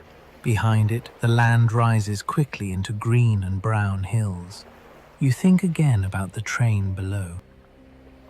When its wheels begin turning next, they will turn on Sicilian rails. The entire mainland part of the journey is finished. From here onward, every kilometer belongs to the island.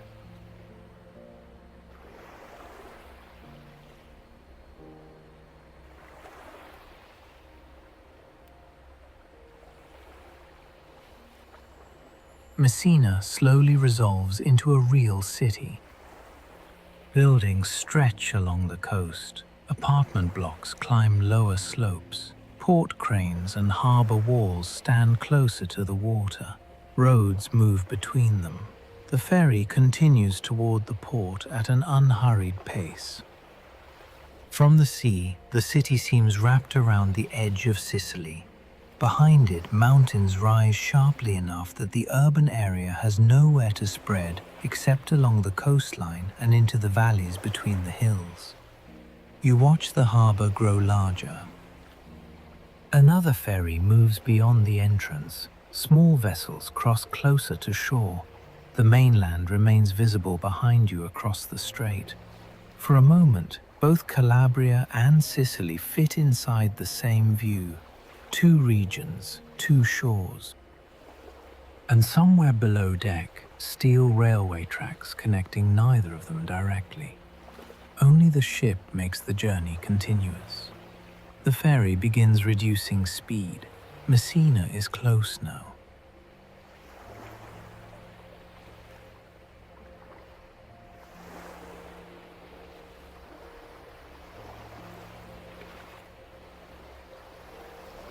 The open strait begins giving way to harbour walls.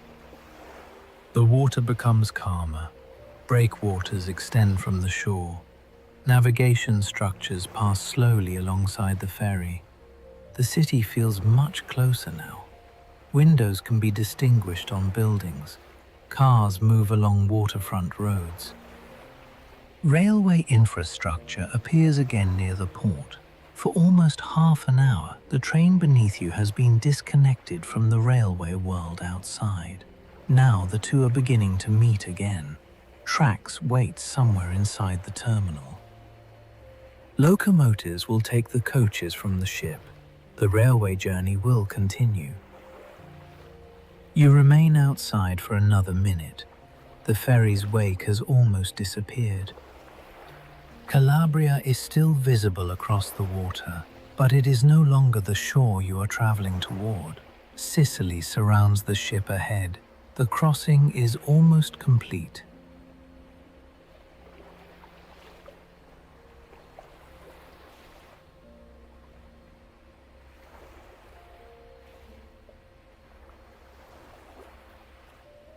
The outside door closes behind you. Sea air gives way to the quiet interior of the ferry. The passenger lounge looks almost exactly as it did before. Empty seats, tables, large windows, but the view beyond them has changed completely. Calabria has been replaced by Messina. Harbour walls move slowly past the glass. The ship's engines settle into a lower tone. You cross the passenger deck toward the stairway. Below, the train is still waiting exactly where you left it. There is something reassuring about that. For a few minutes, you were simply a passenger on a ship. Now you are returning to the railway journey. You begin descending through the ferry. Natural daylight becomes weaker with each level. The sounds become more industrial again. Metal. Machinery. The enclosed echo of the lower decks. And eventually, somewhere beneath you, the quiet sleeper train.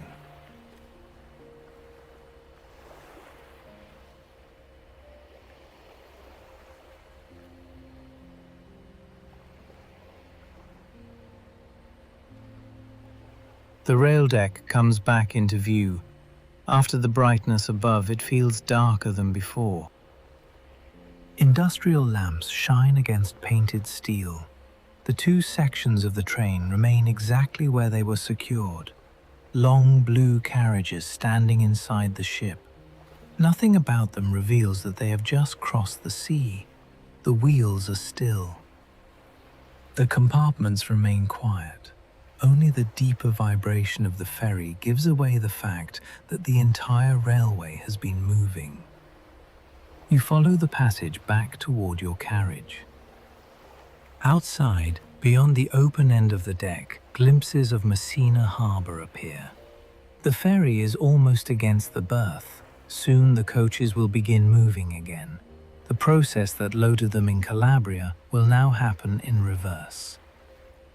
Except when the train rolls back onto land, it will be on Sicily.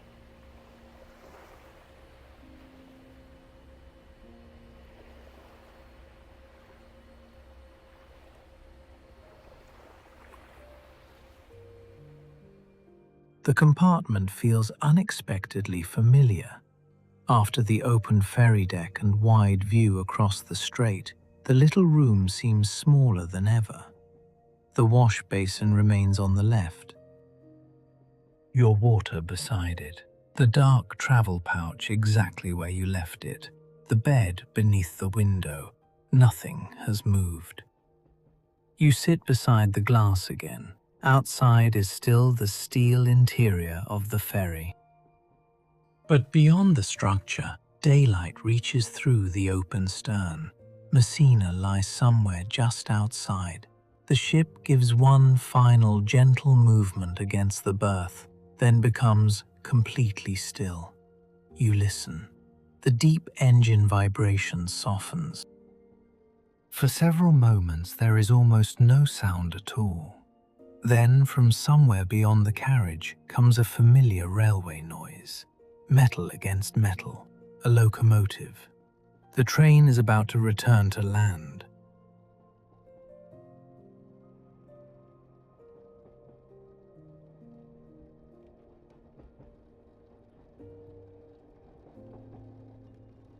The carriage moves. Only a few centimeters at first, then farther. The sensation is almost identical to the shunting in Villa San Giovanni. A careful pull, a pause, another movement. Except everything is happening in reverse. Industrial lights begin sliding past the window. Steel columns move behind you. The bright opening at the end of the rail deck becomes larger. Slowly, the carriage approaches daylight. For the first time since entering the ship, you can see open sky directly ahead. The embedded rails beneath the carriage lead toward the ferry ramp. Beyond them lies Sicily. The train continues forward. Cool, artificial light gives way to morning sun. For a moment, the window holds both worlds at once. Steel ferry interior behind, Messina harbour ahead. Then the carriage crosses the ramp. Railway wheels touch fixed track again. The sleeper has reached Sicily.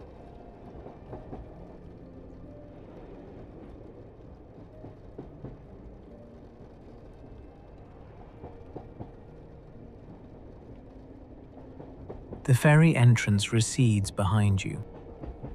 For a few moments, the train moves through the open harbour railway.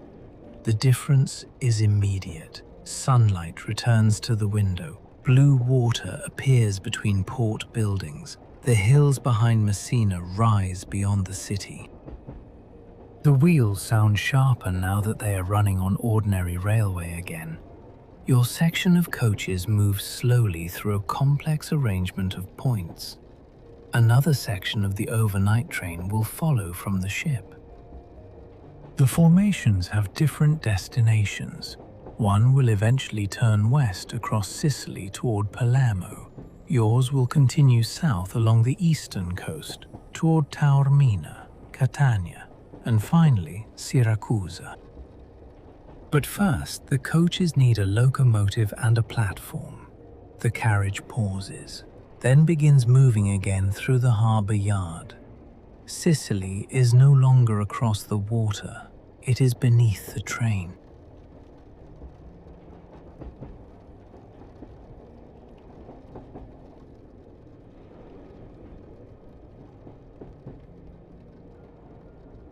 The harbour begins to disappear behind railway infrastructure.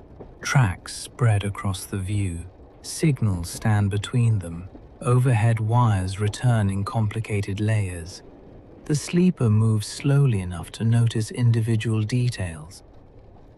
Points changing direction. A stationary locomotive on a neighbouring line. Maintenance buildings beside the yard. Farther away, the upper decks of the ferry can still be seen above port structures. It is difficult to believe the train was inside it only minutes ago. The coaches continue toward the station. Unlike the long movement through Calabria last night, this is careful and deliberate.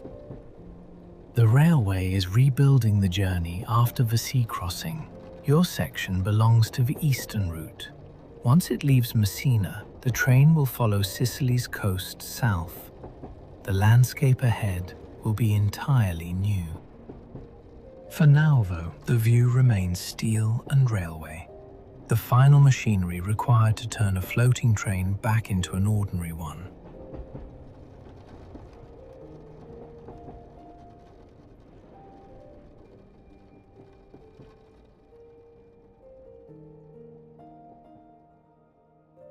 The coaches finally enter the station.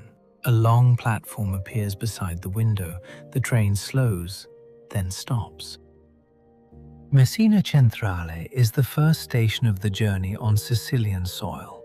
After the strange movements of the last 2 hours, the stillness feels familiar again. A railway platform, a canopy, tracks. The simple things that disappeared when the train entered the ship. The city lies beyond the station. The strait is only a short distance behind you. Across it, Calabria remains visible from parts of Messina. But the journey has changed direction now. The mainland belongs behind. The eastern coast of Sicily lies ahead. Your section of sleeper coaches waits at the platform while the final preparations are completed. A locomotive is attached for the journey south. Soon, these same wheels will begin turning normally again, and they will not stop traveling over land until Siracusa.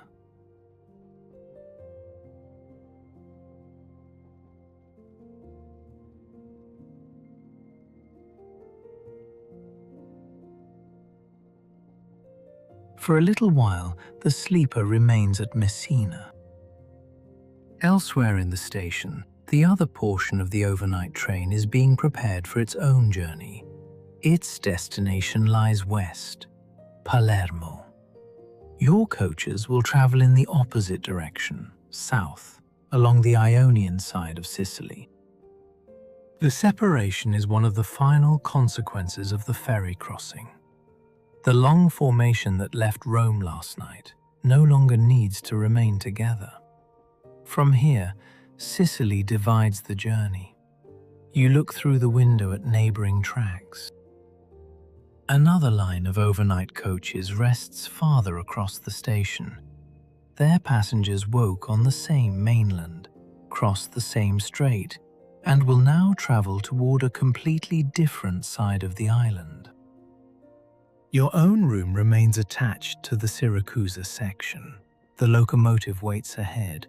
The platform remains still. Then a faint vibration enters the carriage.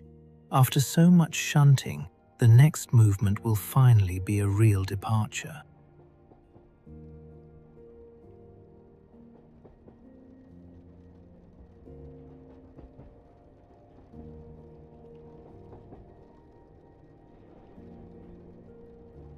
The platform remains beside you for one final minute. The cabin is now bright with morning. The darkness of Rome feels almost impossibly distant. Since then, this small room has traveled through Lazio, through southern Italy, along the coast of Calabria, onto a ferry, across the strait, and finally onto Sicily. Yet the journey is still not finished. More than 3 hours remain before Siracusa. Ahead lies the eastern coastline, Taormina, the slopes beneath Mount Etna, Catania, then the flatter land farther south. You settle once more beside the window. The ferry crossing has ended. The unusual part of the railway is behind you. From here, the wheels can do the traveling again. A gentle pull passes through the carriage. The platform begins to move. Messina starts slipping backward.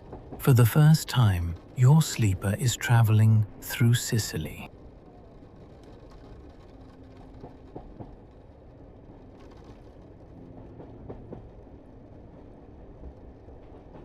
Messina slips away slowly. For the first few minutes, the city remains close to the railway. Apartment buildings rise beyond concrete walls. Roads follow the tracks. Occasional glimpses of the strait appear between them. Then the city begins stretching out. Buildings become smaller. The hills behind Messina remain high, but the railway has found the narrow strip of land between them and the sea.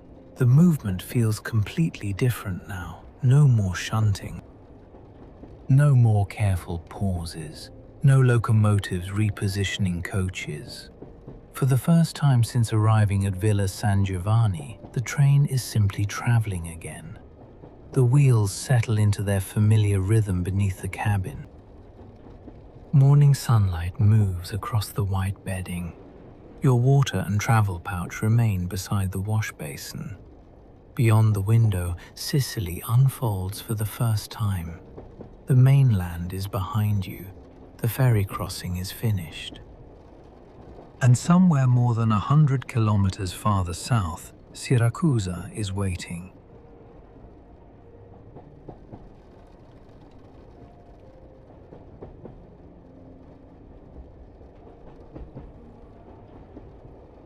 The sea returns properly soon afterward.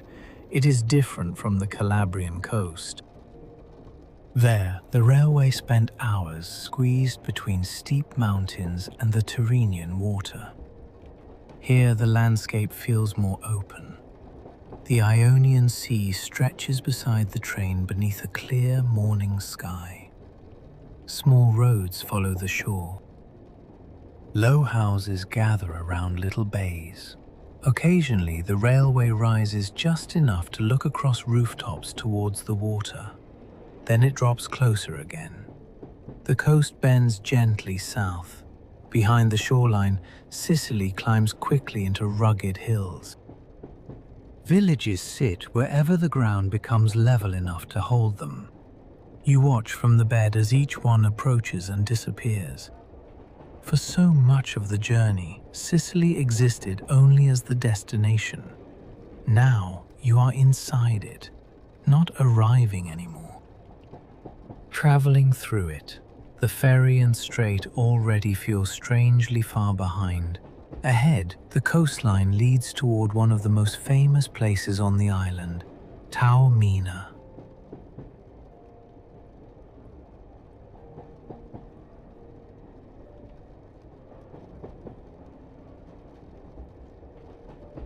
For the next stretch, the railway passes through a chain of small places.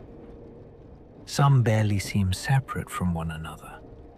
A cluster of houses ends, a short piece of open coast follows, then another village begins.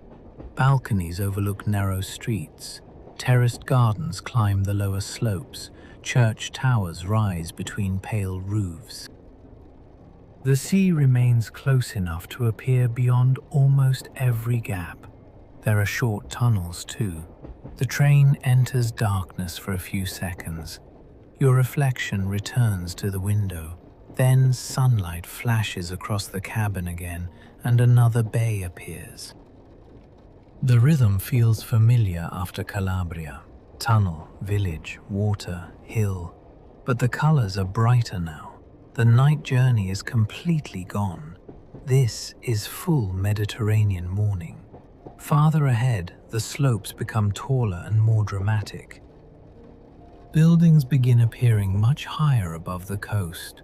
You look upward through the window as much as the angle allows. Somewhere on those cliffs is Taormina.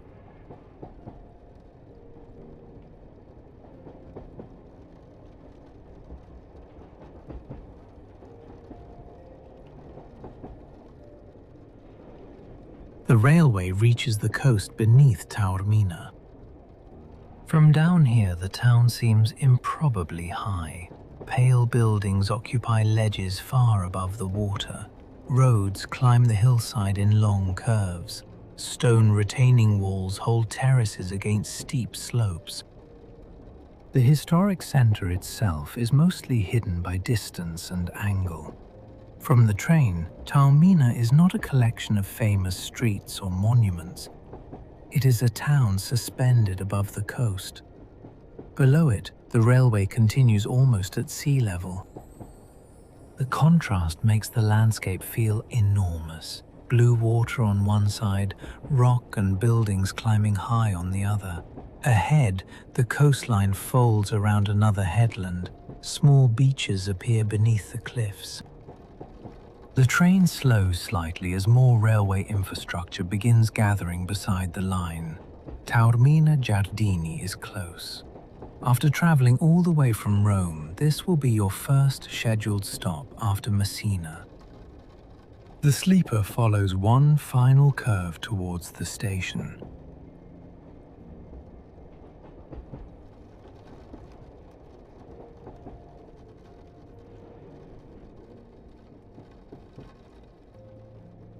The train glides into Taormina Giardini. The platform appears beside the window. Movement slows, then stops. Beyond the station, the landscape still rises dramatically towards the town above. Taormina's famous center is not here beside the railway. It sits high on the hillside, reached by roads climbing away from the coast. Down here, the station belongs to the sea. Palms and Mediterranean greenery soften the edges of the railway. Blue water lies only a short distance away. For a few minutes, the sleeper rests in the morning sunshine. This train has traveled through the night, crossed mainland Italy, entered a ship, crossed the strait, and now it is standing beneath one of Sicily's best-known hill towns. Yet your little compartment looks exactly as it did before. The same bedding, the same window, the same wash basin. Only the world outside continues changing. A faint vibration returns beneath the floor. The stop is almost over.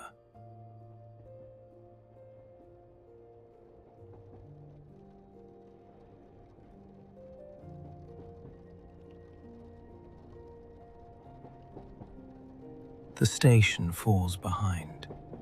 Almost immediately, the coast opens again. The railway curves around the lower edge of the hills. Across the water, the shape of the bay becomes clearer. Small boats rest near the shore. Low buildings spread along flatter ground beneath the mountains. The high slopes around Taormina begin receding behind you. Ahead, the landscape changes. The cliffs become lower. The coastal plain widens. For the first time since leaving Messina, there is room for the railway to move farther from the water. The train gathers speed. Morning sunlight flashes across the cabin each time the line turns. You look back once toward the dramatic hills. Then forward again. Another enormous shape lies somewhere inland. one that has influenced almost everything along this part of Sicily. It cannot be seen properly from the sea-facing side of the compartment. But the sleeper has windows on the other side too. You stand and step toward the corridor.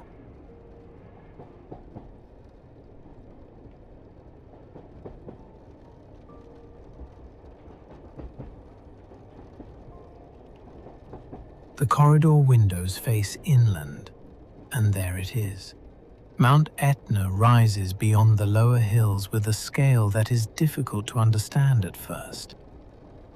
The volcano does not look like a sharp mountain. It is broader than that, a vast slope occupying an enormous part of the western horizon. Its upper reaches fade slightly into the morning haze. Below them, towns and fields cover the lower ground. From here, the reason for so much of eastern Sicily's landscape becomes obvious. The dark earth, the terraces, the towns built across old volcanic country. Even at this distance, Etna seems less like one mountain and more like the background to the entire island. The train continues south while you stand beside the corridor glass. Poles and wires flash past. For several minutes, the volcano remains almost fixed beyond them. Everything nearby moves. Etna barely seems to. You watch until the line curves and buildings begin interrupting the view, then return toward your compartment.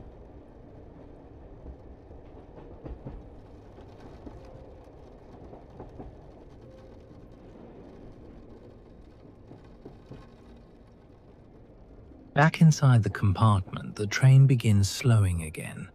The landscape outside has become more settled. Houses gather around roads.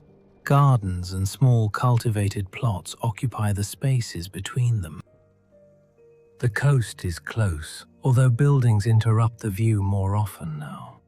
Giarre and Riposto sit on this narrow part of eastern Sicily between Etna and the sea. One town looks inland, the other reaches toward the coast. Together they occupy ground shaped by both. The train enters the station. A platform slides into place beside the window, then the sleeper stops.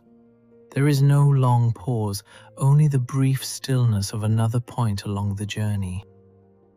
Far above the buildings inland, Etna remains somewhere beyond sight from this side of the train. Ahead lies Acireale, then Catania. The intervals between stops are becoming shorter now. Siracusa is gradually moving from distant destination to somewhere this train might actually reach.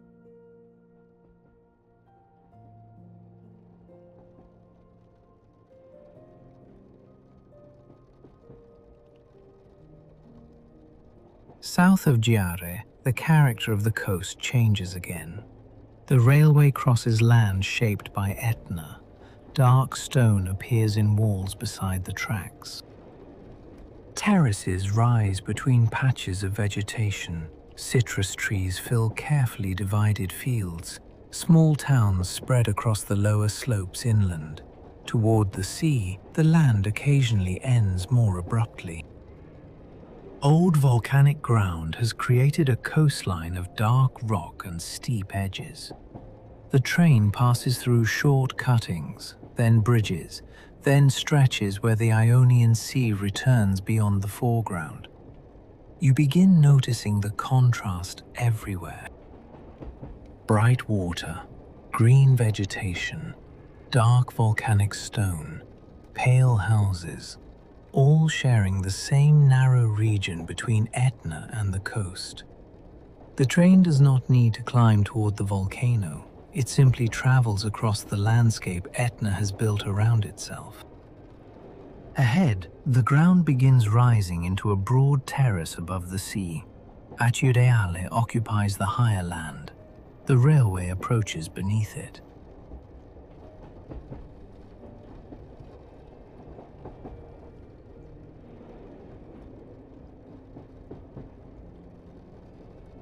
Acireale arrives almost before the previous stop has faded from memory. The town sits above the coast on high ground formed from old lava. From the railway, much of its historic center remains out of sight. What you see instead is the edge of the landscape beneath it: steep vegetation, dark rock, roads climbing inland. Buildings appearing above the railway. The train slows beside another platform. For a minute, everything becomes still. Acireale lies only a short distance north of Catania now. The journey has entered the busiest part of Sicily's eastern corridor. More railway lines appear, more buildings, more roads running parallel with the coast. Yet the sea remains nearby. So does Etna. One hidden beyond the cabin wall, the other appearing whenever the buildings open enough to reveal it. The doors close somewhere along the train. A small movement passes through the carriage. The sleeper begins traveling again. Catania is next.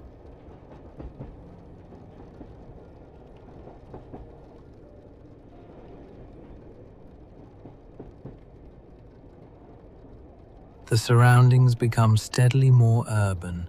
Small towns merge into outer neighborhoods. Apartment blocks gather closer to the railway. Road traffic increases. The spaces between buildings become narrower. Yet occasionally the city opens and the sea appears again. Blue water beyond a concrete wall, a small rocky shoreline. A harbor in the distance. The train is approaching Catania. From this side of the carriage, the city seems to arrive along the water. But inland, beyond the rooftops, Etna still rises above everything. You catch brief fragments of it through gaps between buildings. A broad, dark slope, a pale upper ridge. Then another apartment block hides it again. The contrast is extraordinary. A modern city spreading along the coast with one of Europe's great volcanoes immediately behind it. Railway tracks multiply. Signals and overhead wires become more complicated. The sleeper slows. Catania Centrale lies ahead beside the sea.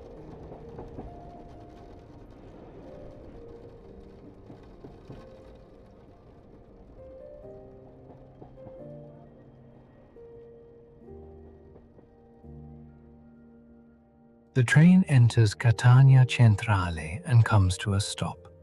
The station feels larger than any since Messina. Long platforms extend beside several tracks. Canopies cast clean bands of shade across the railway. Beyond them, Catania continues toward the harbor. The sea is remarkably close, so is the city center. But the sleeper will not remain here for long. You look around the cabin. It is difficult to believe this room was dark and moving through Lazio only a few hours ago. Now, late morning Sicilian light fills every surface. The white bedding looks brighter, the grey walls almost silver. Outside, another train waits across the station. The ordinary activity of a major city railway has completely replaced the strange maritime world of the ferry. From Catania, the final part of the journey begins. The dramatic east coast will gradually flatten. The railway will turn through the plains south of Etna. Siracusa is now little more than an hour away.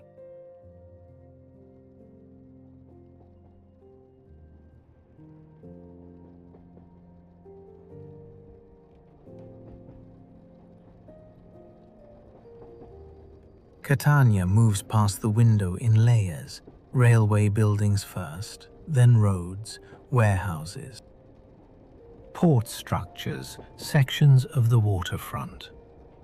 The sea remains nearby for a while as the train leaves the center. Behind the city, Etna slowly disappears from view. The volcano has accompanied this part of the journey almost since Taormina. Now, as the railway turns toward flatter country, it begins falling behind. The landscape ahead looks completely different. The steep coastal hills have gone. The ground opens. Roads stretch farther before turning. Fields appear between industrial buildings. The railway has entered the broad plain south of Catania. For the first time this morning, the horizon feels wide in every direction. You settle farther back against the pillow. The most spectacular scenery may be behind you, but there is something peaceful about this flatter landscape. The journey is beginning to wind itself down.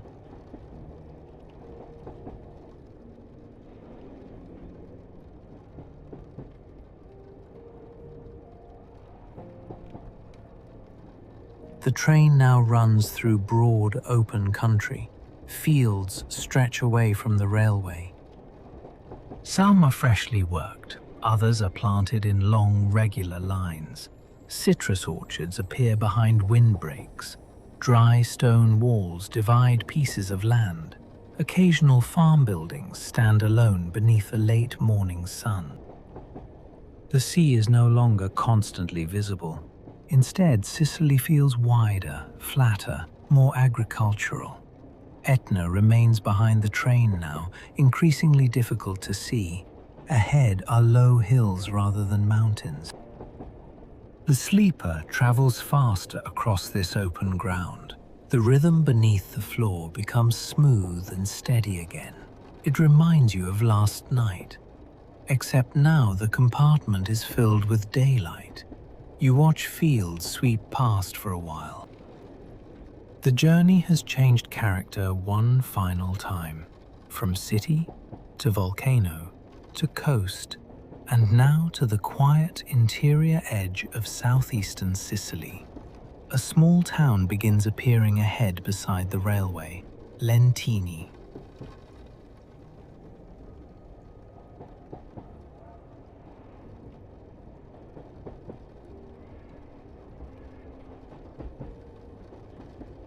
Lentini appears gradually from the plain.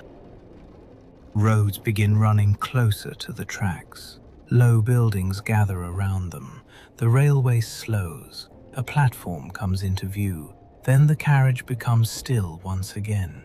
This stop feels very different from Taormina or Catania.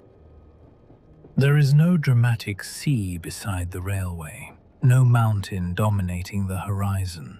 Only the quieter landscape of southeastern Sicily. For a moment, the train rests beneath bright, late-morning light. Siracusa is getting close now. Less than an hour remains. You find yourself thinking back through the route. Rome at night, Calabria before dawn, the first glimpse of water, the train entering the ferry, Messina across the strait, Etna beyond the corridor window. Each one feels like part of a completely different journey, yet all of them happened without changing trains. A faint pull passes through the coaches. Lentini begins moving away.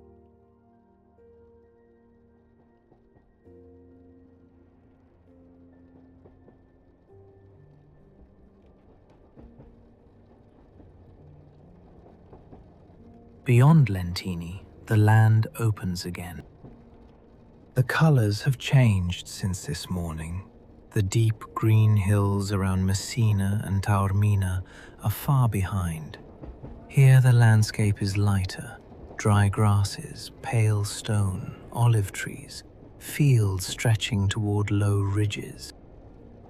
The railway crosses bridges over shallow valleys. Roads appear and disappear beside it. Small clusters of houses gather around distant junctions. Occasionally, the ground reveals exposed limestone beneath the vegetation. You begin to sense the character of the southeast. Lower, brighter, less enclosed by mountains. The train continues at an easy speed. There is no need to look constantly through the window anymore. The destination is close enough that the journey has started feeling complete before it actually is. Then, beyond the fields, something blue reappears. water. The coast has returned. Ahead lies Augusta and its enormous natural harbour.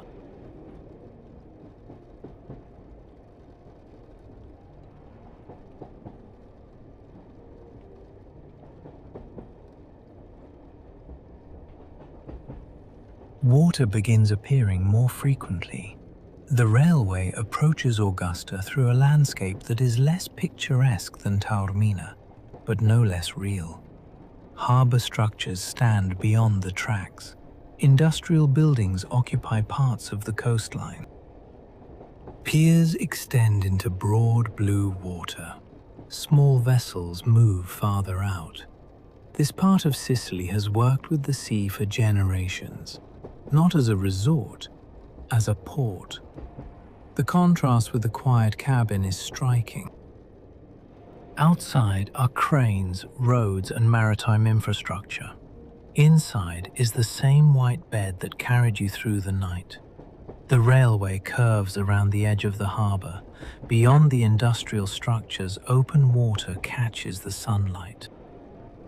Low hills surround the bay. The train begins slowing. Augusta station lies just ahead. After this stop, only one remains: Siracusa. The word no longer feels distant at all.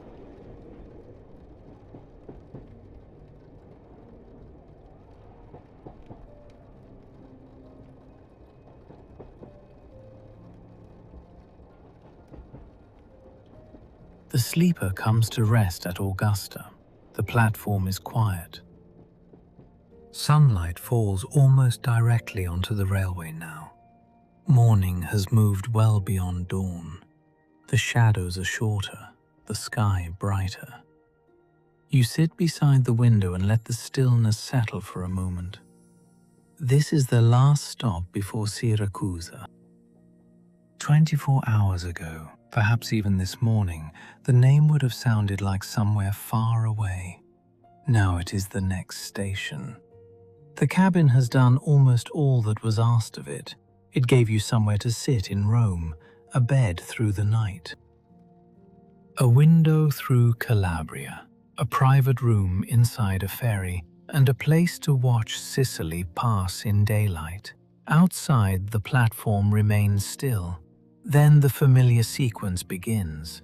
A slight vibration, a gentle tightening through the coaches, movement. Augusta slips backward. The final stretch of railway begins.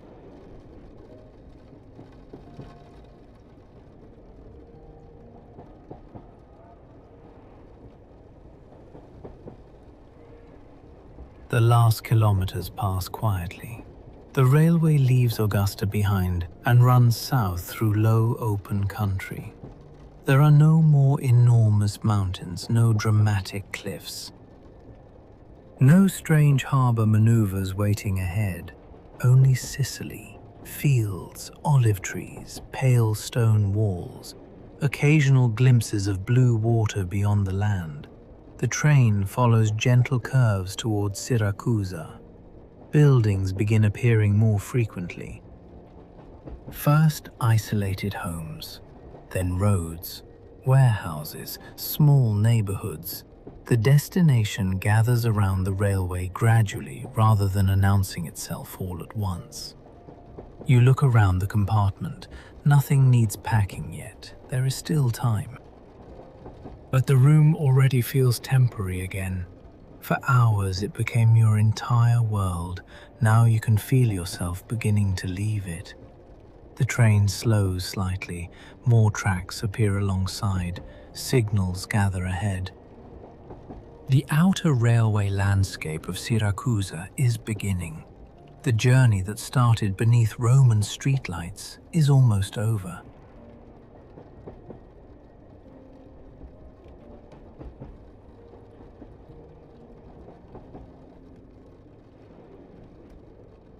The train enters Siracusa slowly. Tracks converge beneath the late morning sun. A platform appears beside the window. The carriage rolls alongside it, slower, slower, then stops. For a moment, you remain exactly where you are. The room is completely still. No sway, no vibration through the mattress, no sea moving beyond the glass. Just a railway platform in Sicily. You think back to Rome, the damp evening streets, the lights of Termini, the first movement of the sleeper beneath the station roof. Since then, this same little room has traveled through the night, down the length of Italy, along Calabria.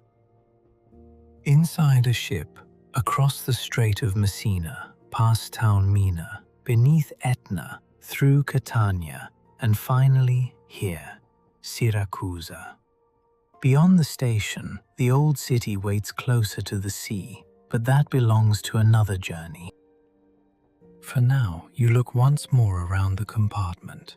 The bed, the lamp, the wash basin, the window.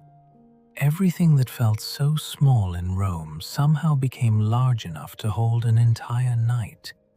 The train has done what it promised. It carried you across Italy and even across the sea without ever asking you to leave your room.